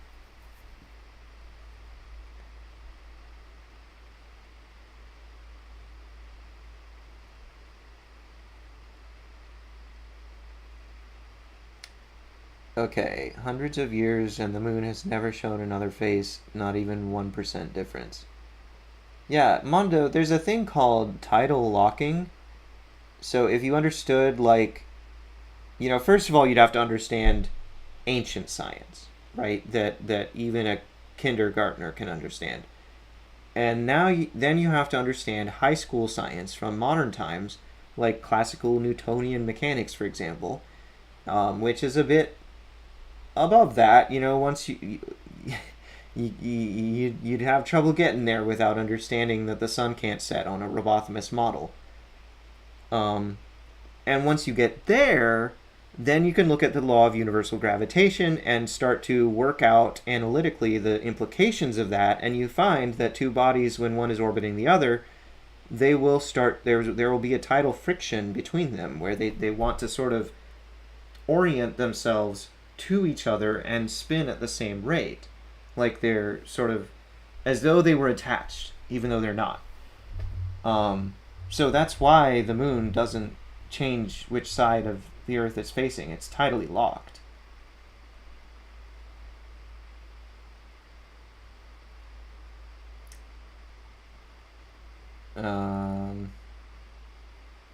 So in 1969, we landed on the moon with a rover. No, there was no rover in 1969. That came later, I think. It certainly wasn't Apollo 11 that they had the rover. I don't think. Some science guy can correct me if I'm wrong on that. I don't think there was a rover on Apollo 11. And the module and took off and made it home. Yeah. Earth moving through space at 67,000 miles per hour, supposedly, and the stars are never going to change. Jacob Wayne, do the math, please. Look up, just Google or use Wikipedia or something, look up how close is the nearest star. Proxima Centauri is trillions of light years away. Okay? Once you work out that math, then, work out how much in our sky an object that is trillions of light years away should move. Oh wait, I'm sorry, I got that wrong. It's four something light years, trillions of miles. Forgive the mistake. Trillions of miles. Once you work out that math, trillions of miles away. And if it's trillions of miles away, how far should it move in our sky in, let's say, 300 years? Then you'll if you were able to follow that math, you would realize what a completely ignorant claim that you're making. You are just regurgitating flat Earth cult dogma because you didn't do any of the math yourself, obviously. So just, stop vomiting cult dogma, Lots of people don't know things or don't understand things, right? I don't understand special relativity. I don't understand, I don't know the word teleological, right? There's no reason to be embarrassed about not having knowledge. But if you're going to say something that's not true because you didn't check the source, you didn't do the math, you're just repeating what you heard, and you want to fight about it because you're that confident even though you didn't look into it at all, that's vomiting cult dogma, and that should be, curbed. You shouldn't do that, right?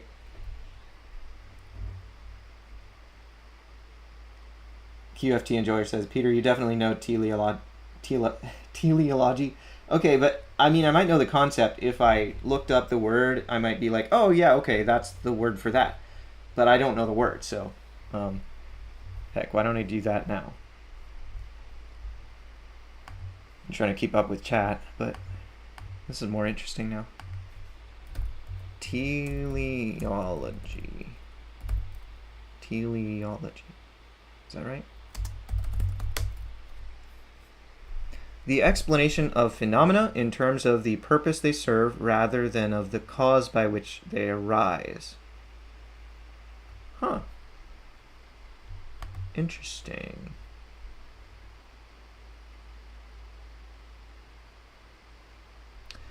That is interesting. Seems a little abstract, kind of like phenomenology, and I would have to study it a little more to really get the concept, I think. And maybe with some examples, but I'll do that later.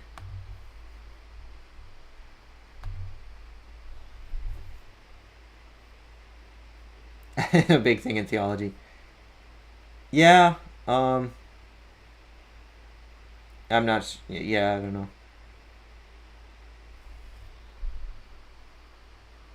Don't have proof of moon landing? Actually, we do. If you analyze the footage from Apollo 11, it shows moon gravity. And it cannot be faked in a pool. It cannot be faked in a soundstage. It cannot be faked with wires. None of those techniques would produce very high fidelity physics for the astronauts being able to hop around on the moon with moon gravity. it actually changed their gait. You can watch it in the footage. Their gait was different. They could hop around like in different ways. Oh gosh, my live will end if I don't put a puzzle piece into a little hole here. Good old TikTok. Yeah, so I actually had a debate with Rasa and Kyle Adams on that, with MC Toon as my partner on Modern Day Debate. And, I took a page from Toon's book. He likes to show the evidence of the feather drop on, I think it was like Apollo 14 or Apollo 16 or something. And I just took that a step further and was looking at their the biomechanics of the footage of the astronauts. There's proof.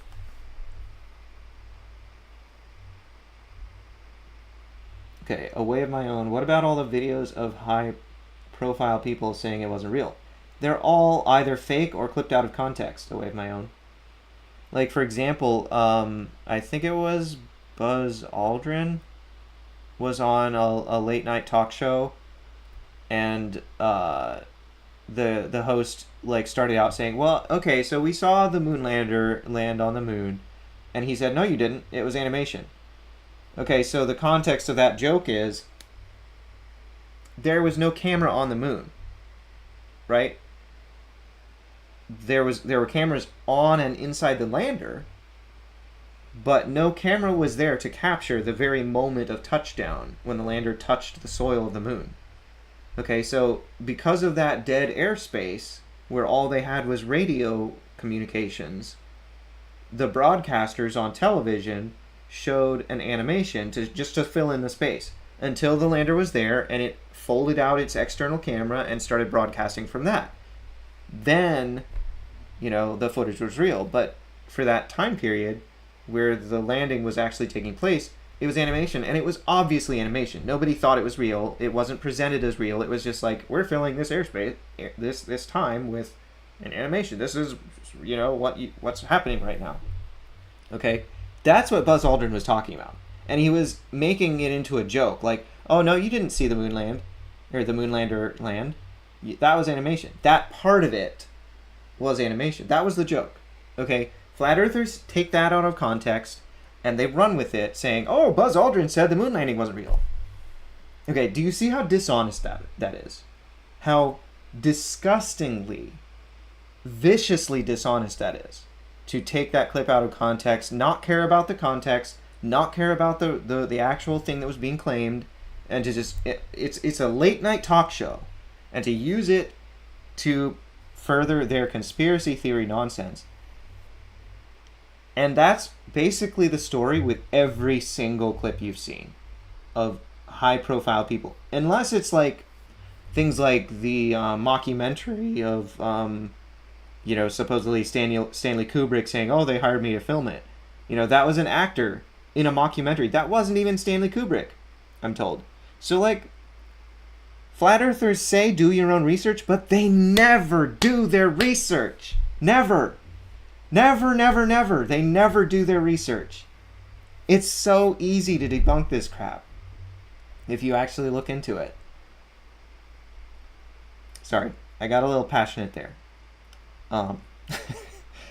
It's because of how dishonest it is.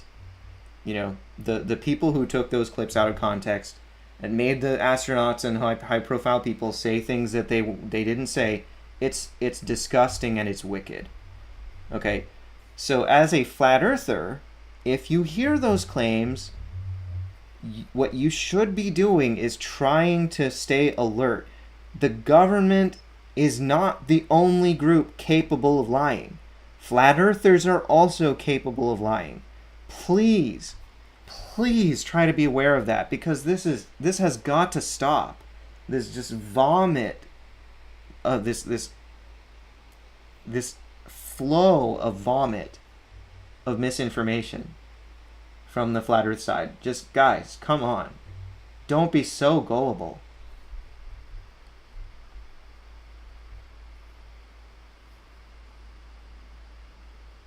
Okay. Oh boy. We got a unidentified user saying, "No, hold on. Buzz said we never meant to moon not in late night TV, but those astronauts never." Okay, so if it's a different example, then as I was saying, there's a very similar story behind it, almost guaranteed, almost 100% guaranteed. Of either they didn't say it at all, it's just straight up misinformation, or it's taken out of context, it's an edited clip, etc., etc. I have seen dozens of these. Dozens. It's obscene. So don't trust what you hear from conspiracy theorists. They are liars. Okay. Miss Moody.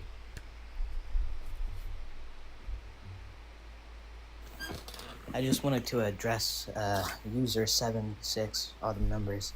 He's talking about an interview where where a little girl asked him why Oh, yeah. haven't we been back, and he said, because we never went.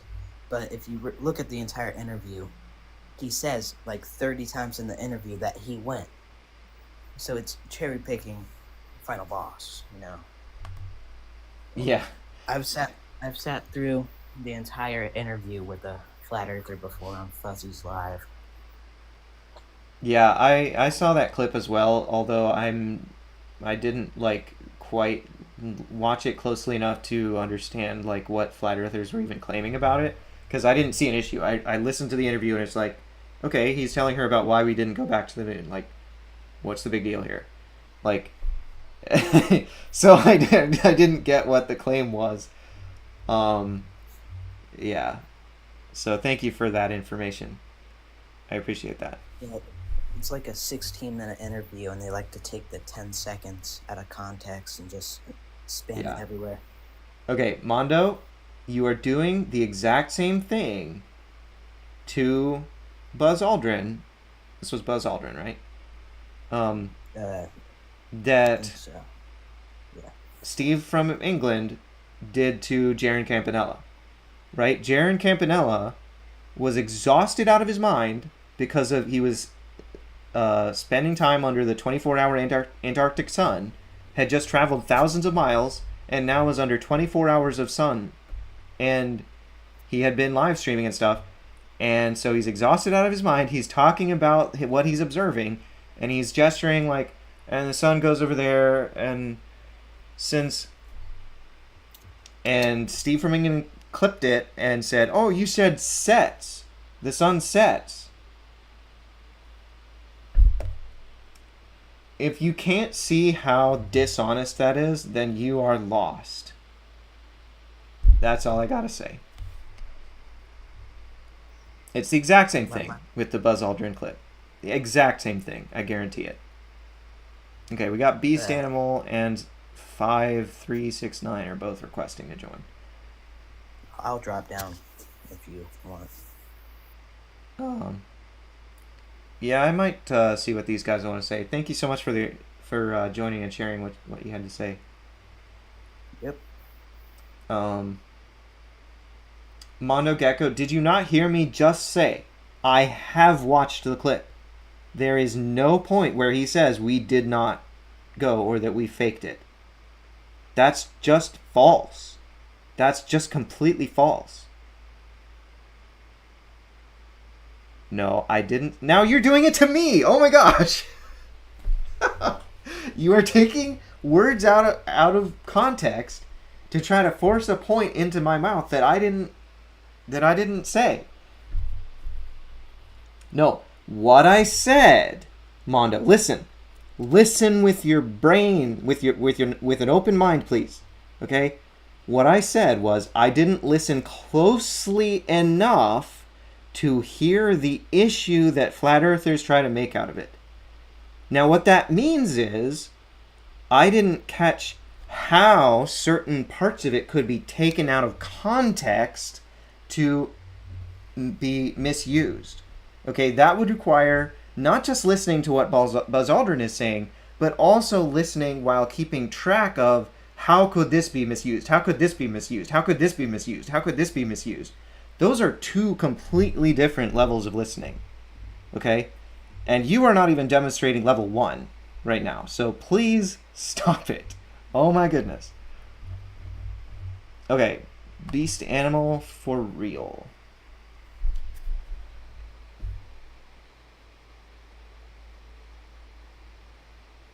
Okay. How's it going? Hey, how you doing? I'm good. How are you? All right. I just want to ask you a question. How do astronauts drown in the space station? They didn't. Have you seen the clip? Have you seen the news? What should I Have Google? you heard the clip? Have you heard the clip of what happened, the communication? Because they got it live. This is you've got to be kidding Oh, me. if you haven't heard it, then you can't speak about it. Then, but I could demonstrate it for you. I got it right here on film, and I can show you exactly what was said from the astronaut to the people inside the space station and what the communication was. Go And if you ahead. don't want to see it because you don't want to be embarrassed, that's No, okay. I want to see it. Go But- ahead. Okay, cool. Give me a second, right? Let me cam up, all right? Sure.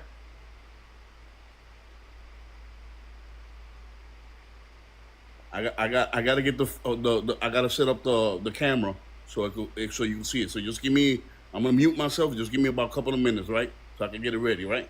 Is that cool? I don't know about a couple of minutes. I'm hoping it'll be faster than that. That sounds like you running, man. You can have another guest while I No, do it. don't break my rules. Do not break my rules. I'm not breaking your rules. When you say that sounds like running, that's breaking my rules. I will ban you. Oh, don't okay. do I'm that. sorry. I didn't know that's exactly what they meant, and I apologize. But I need at least a minute, man, to get ready, man. All 2 right. at the most, man. 60 We've seconds. been talking already for a minute and a half. Oh man, I ain't gonna have it ready. I don't have it ready, man. Well, then Okay, tell I me just what to skip it. Google. I just skip it and I'll tell you word of mouth. The communication was, hey, I have water coming in my helmet. What's going on? What do you mean water coming in your helmet? I don't know where it's coming from. So this is an astronaut that is in space that doesn't know that he has water in his suit, right? So this is a communication. And they go, how much water? Oh, it's a whole lot coming down.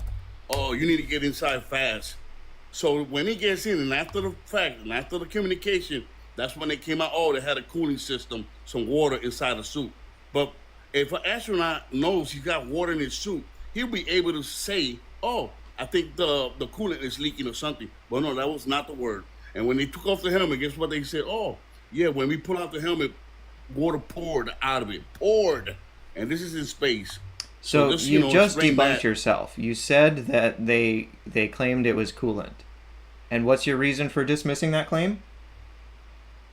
Because he used the word That's water? what the astronaut said. It was a cooling system for the suit. Yeah, so what's the issue? The issue is when they asked the astronaut water, everybody was surprised. They didn't know what to answer. So there was Okay, a now you're pause. telling a And then story. the astronaut That's said, I don't know where probably- it's coming from. I don't So the when- astronaut doesn't know that he has water in a suit that he wears. I don't trust your story about it. You said you were But quoting we have- verbatim we what have clips. It came out all over the news in every news channel. They got the recordings live, but you want to deny this. I'm denying your story that you were just telling. Okay, You but weren't see, you won't let weren't me reciting come to up and me show a you. clip. You were telling a story. You see, the thing, yeah, you see, that's the problem. You won't let me present it to you, so I have to tell you the No, story. what But you won't let me present it. I I was see, that's right. You can drop me. I already know you pick and choose your battles, so you're a coward.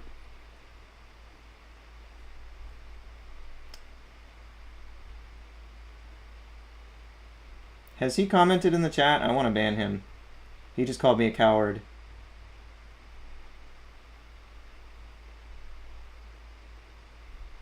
Oh, there he is.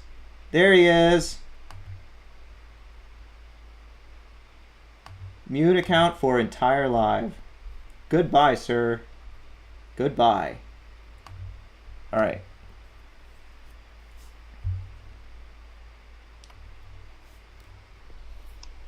How's it going, Five? I'm all right, bro. So, I didn't come up here to try to argue with you about flat Earth or the globe, right?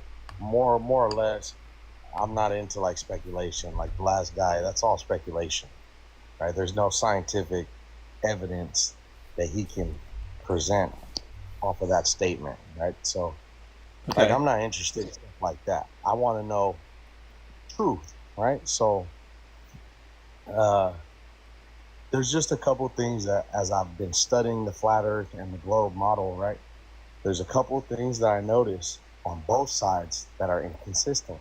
So, one of the things for flat Earth that I can't seem to comprehend or wrap my mind around is the gyroscope attitude indicator on an airplane.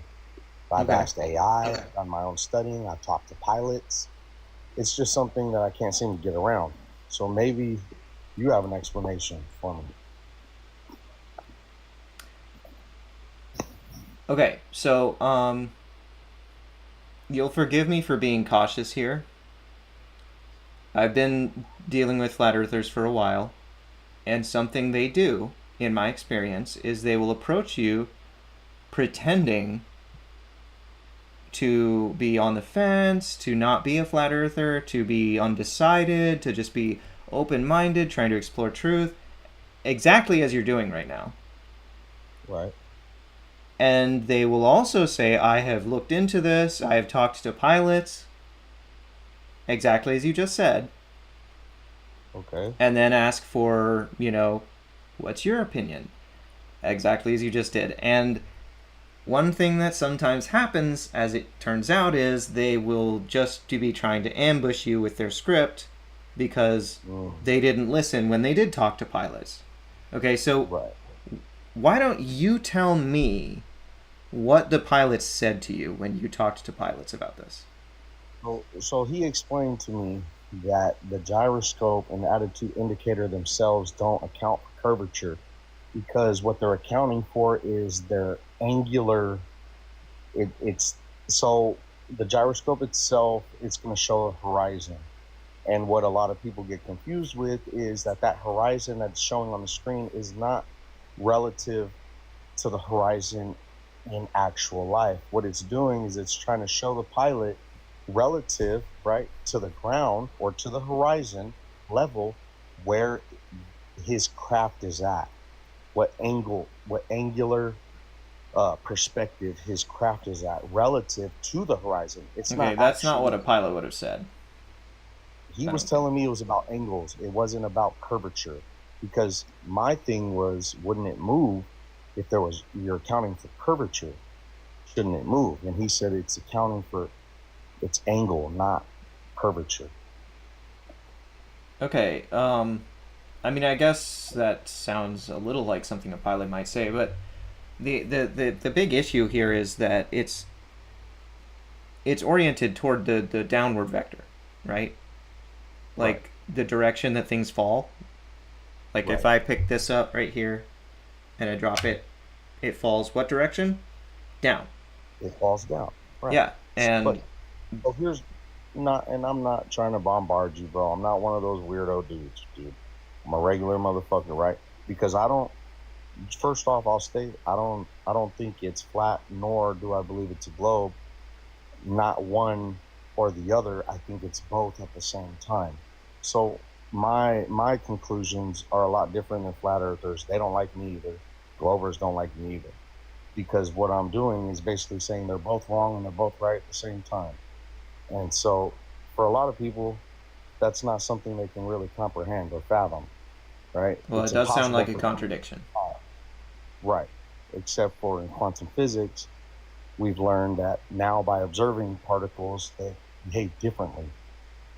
Quantum physics doesn't allow for the type of thing you seem to be describing. Slit experiment, right, shows that particles behave differently after being observed.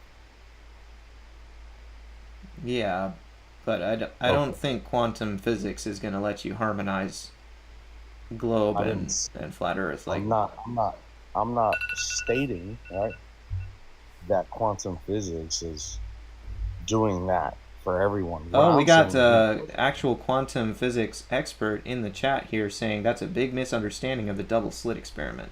Hey, maybe it is, brother. Please enlighten me. I'm all about. QFT, do you want to join and answer this question from 5?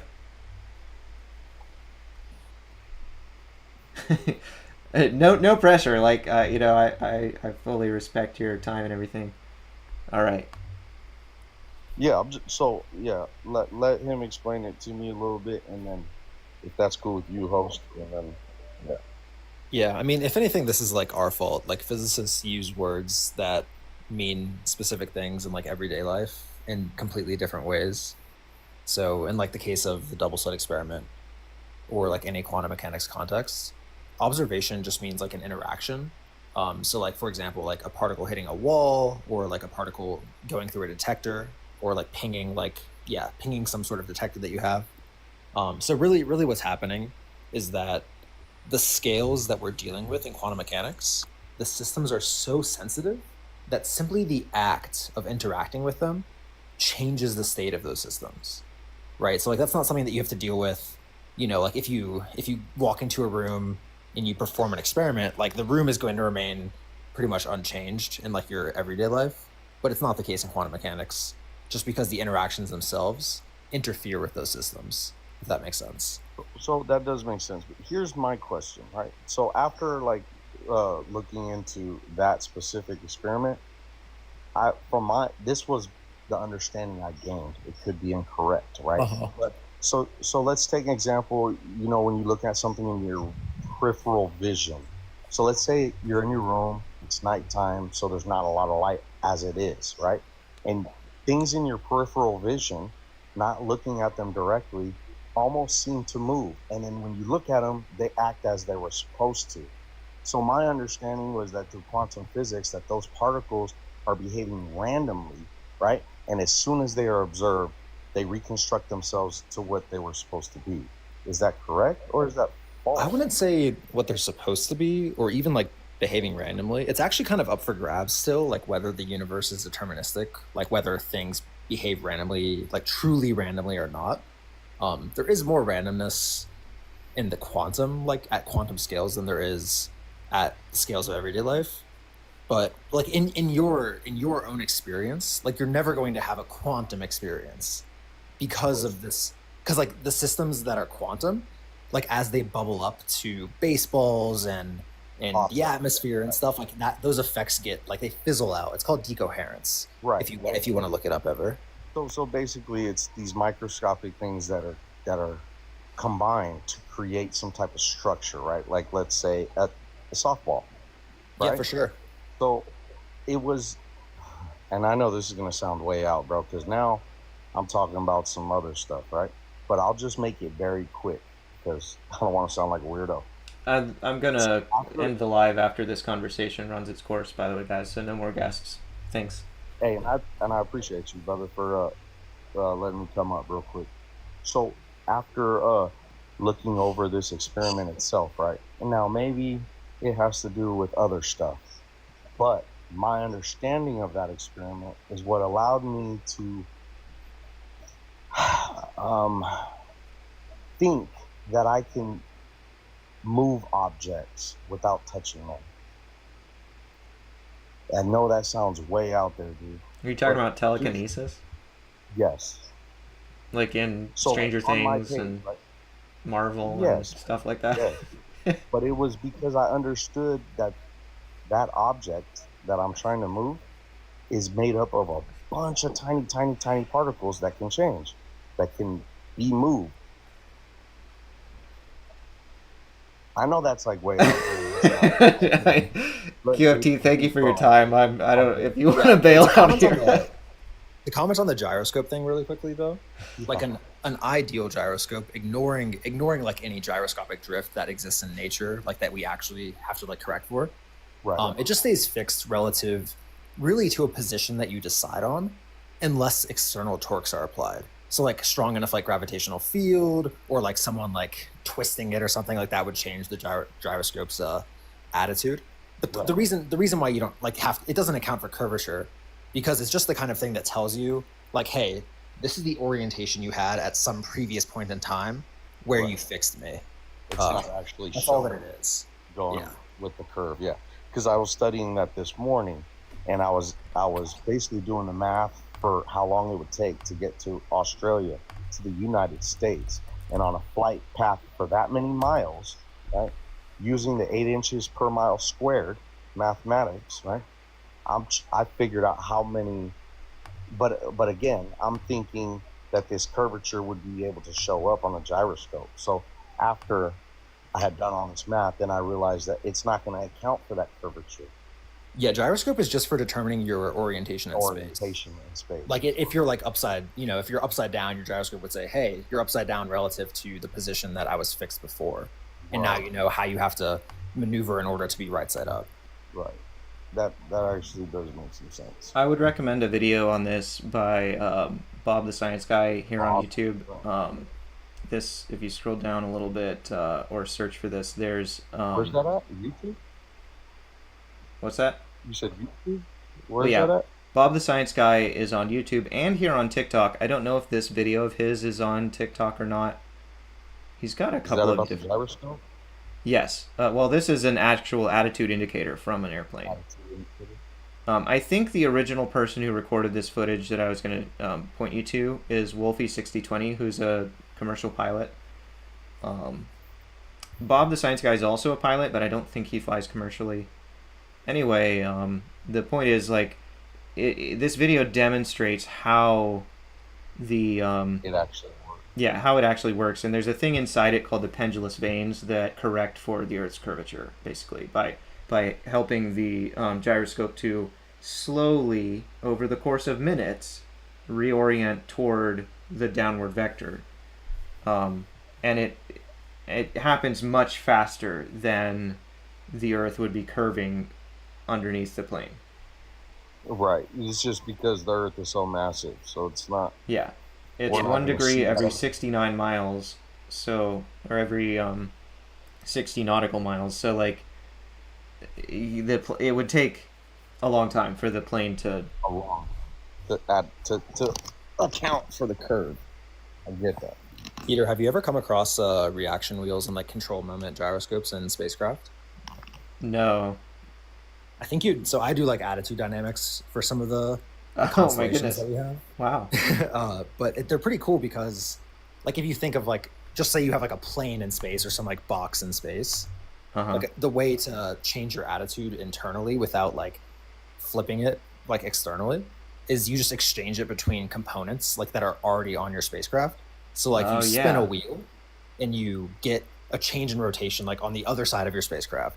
It's like a super cool little concept. I'm sorry to interrupt you guys. I'm gonna let you guys go. You guys have a blessed night.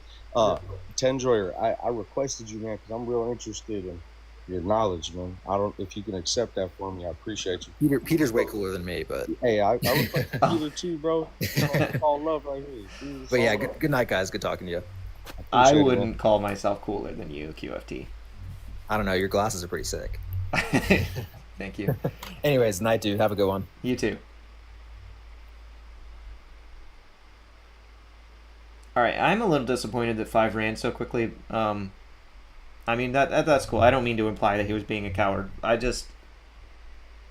He was trying to pretend that he was sitting on the fence.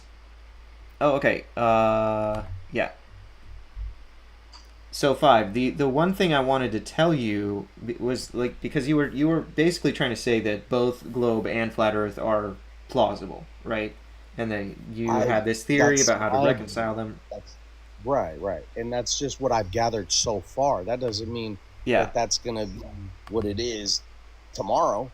It's just I'm gathering the information, and as of right now, I see that there's things on both sides that are weird. Well, I don't see any merit whatsoever to the flat Earth side. Zero. Absolutely zero merit. It's non-viable, non-starter. And there might not be. Bro. So what I wanted to show you was my own personal observation of sunset that falsifies the Robothemist flat Earth model. Show me. So this is a time lapse I took, and I overlaid frames from the time lapse at constant intervals, so it's kind of a composite. And in addition to that, I had 2 cameras side by side, one with welding glass and one without. So you see a light version on the left and a dark version on the right, but it's the same sunset, the exact same sunset for 3 hours. And you'll notice, as I've overlaid here in red, it's got fixed spacing as the sun moved across the sky. Can you see that? Yeah, I got it. That's what we observe with sunset. Now contrast that with this.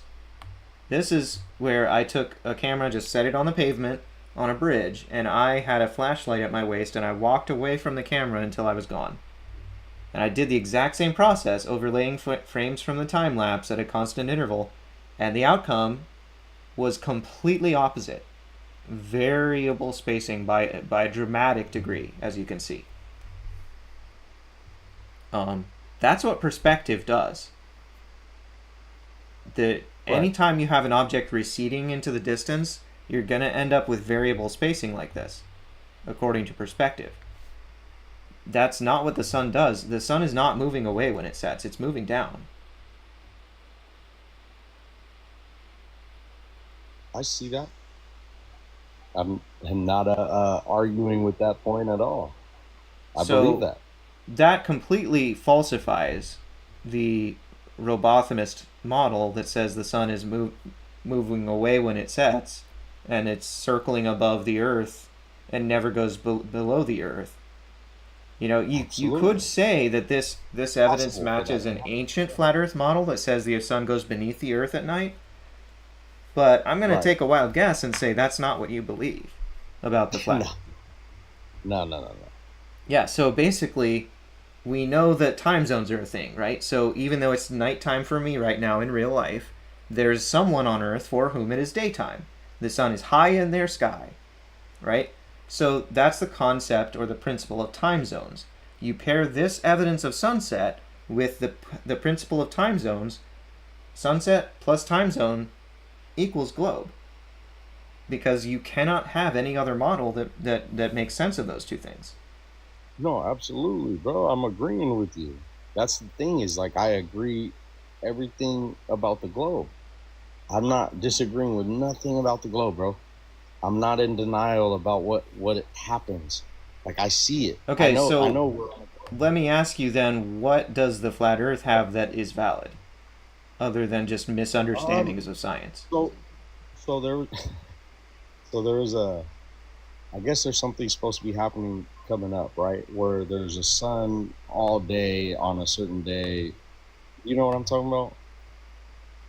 It's like July 8th or something, or June 8th or something. But the sun stays on one side of the Earth all day.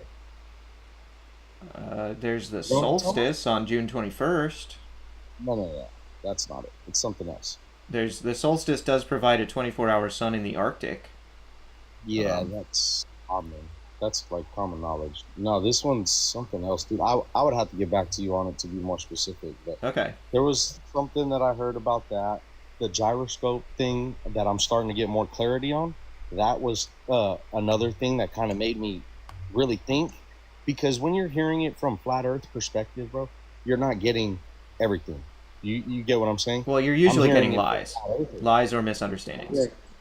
Right. And so no matter who I hear anything from, bro, I'm going to go and look and do the research myself.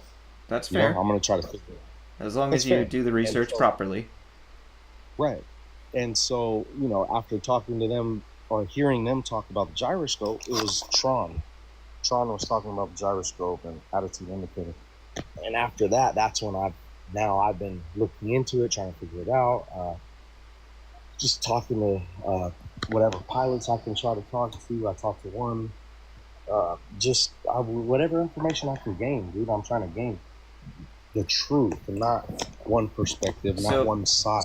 So hey, listen, you've been nice. You've observed my rules in my live, and so I think you're welcome back. No matter what your perspective is, even if you're a flat earther, I welcome flat earthers if they are respectful and everything. So. Do me a favor and type something in the chat so I can follow you. Got you. Thanks. I didn't know what else to put. Yeah, that's fine. Okay. Followed. All right. So then, and if you want, you can follow me back next time I'm live. You're welcome back. I followed you for sure. Thanks. Here's a little coin, man. Oh, thanks. Yeah. All right. Well, All right. you have a good night. Hey, you too, bro. All right.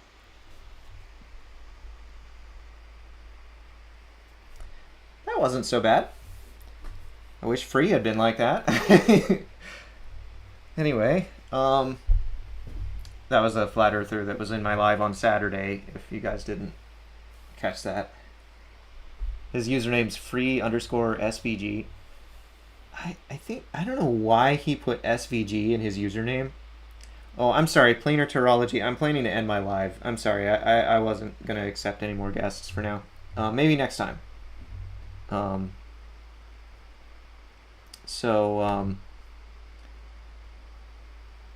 I'm going to end here in a minute. Anyway, so free SVG. His username is free_SVG. You all know him as, free or tartar sauce or whatever. He was in my live on Saturday. I don't know why he put SVG in his username. I think somehow that must key into some idea for him that's like trendy or weird or whatever. SVG is a file format. It stands for Scalable Vector Graphics, and I have been working with the SVG file format professionally my entire career. I've been working with it since I was like 12 years old, actually. Over 20 years. So it's like, I don't think, having talked to Free for like 2 hours on Saturday, or an hour and a half, however long it was, I really don't think he has the first clue what SVG graphics are. And so I don't know why he's got it in his username. It's like, is there a different meaning to SVG that I'm not aware of? Or is he just like putting that there because he thinks it's funny or something? Like, anyway, yeah. Anyway. Yeah. All right, guys. Thank you so much for joining. I really appreciate you all being here and being supportive and watching and participating and sharing. This was really fun, and I enjoyed it. I hope you did too. Yeah, and thanks for being a mod, Jeremy Wallace. Richard P., are you modded here? You should be modded. Okay, yeah, you're modded. Good. Just wanted to make sure.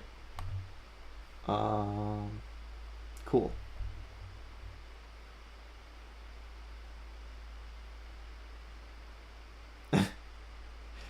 User 769, is he like complaining about some moderation I've done, saying that I ripped out a man's tongue, but he wasn't lying?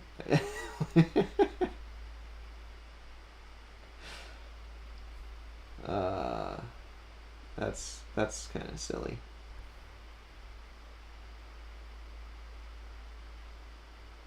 So what's the point, user 769?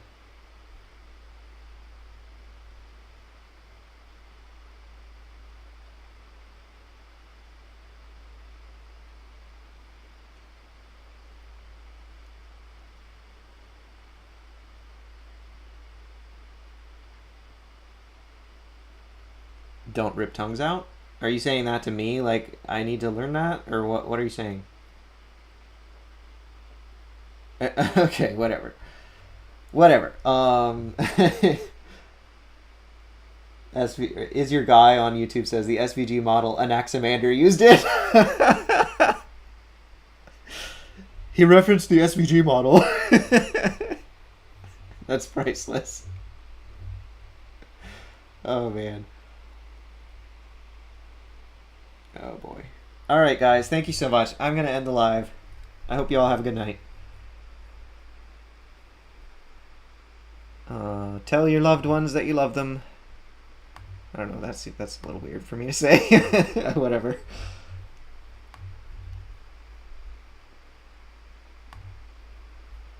All right. Good night, guys.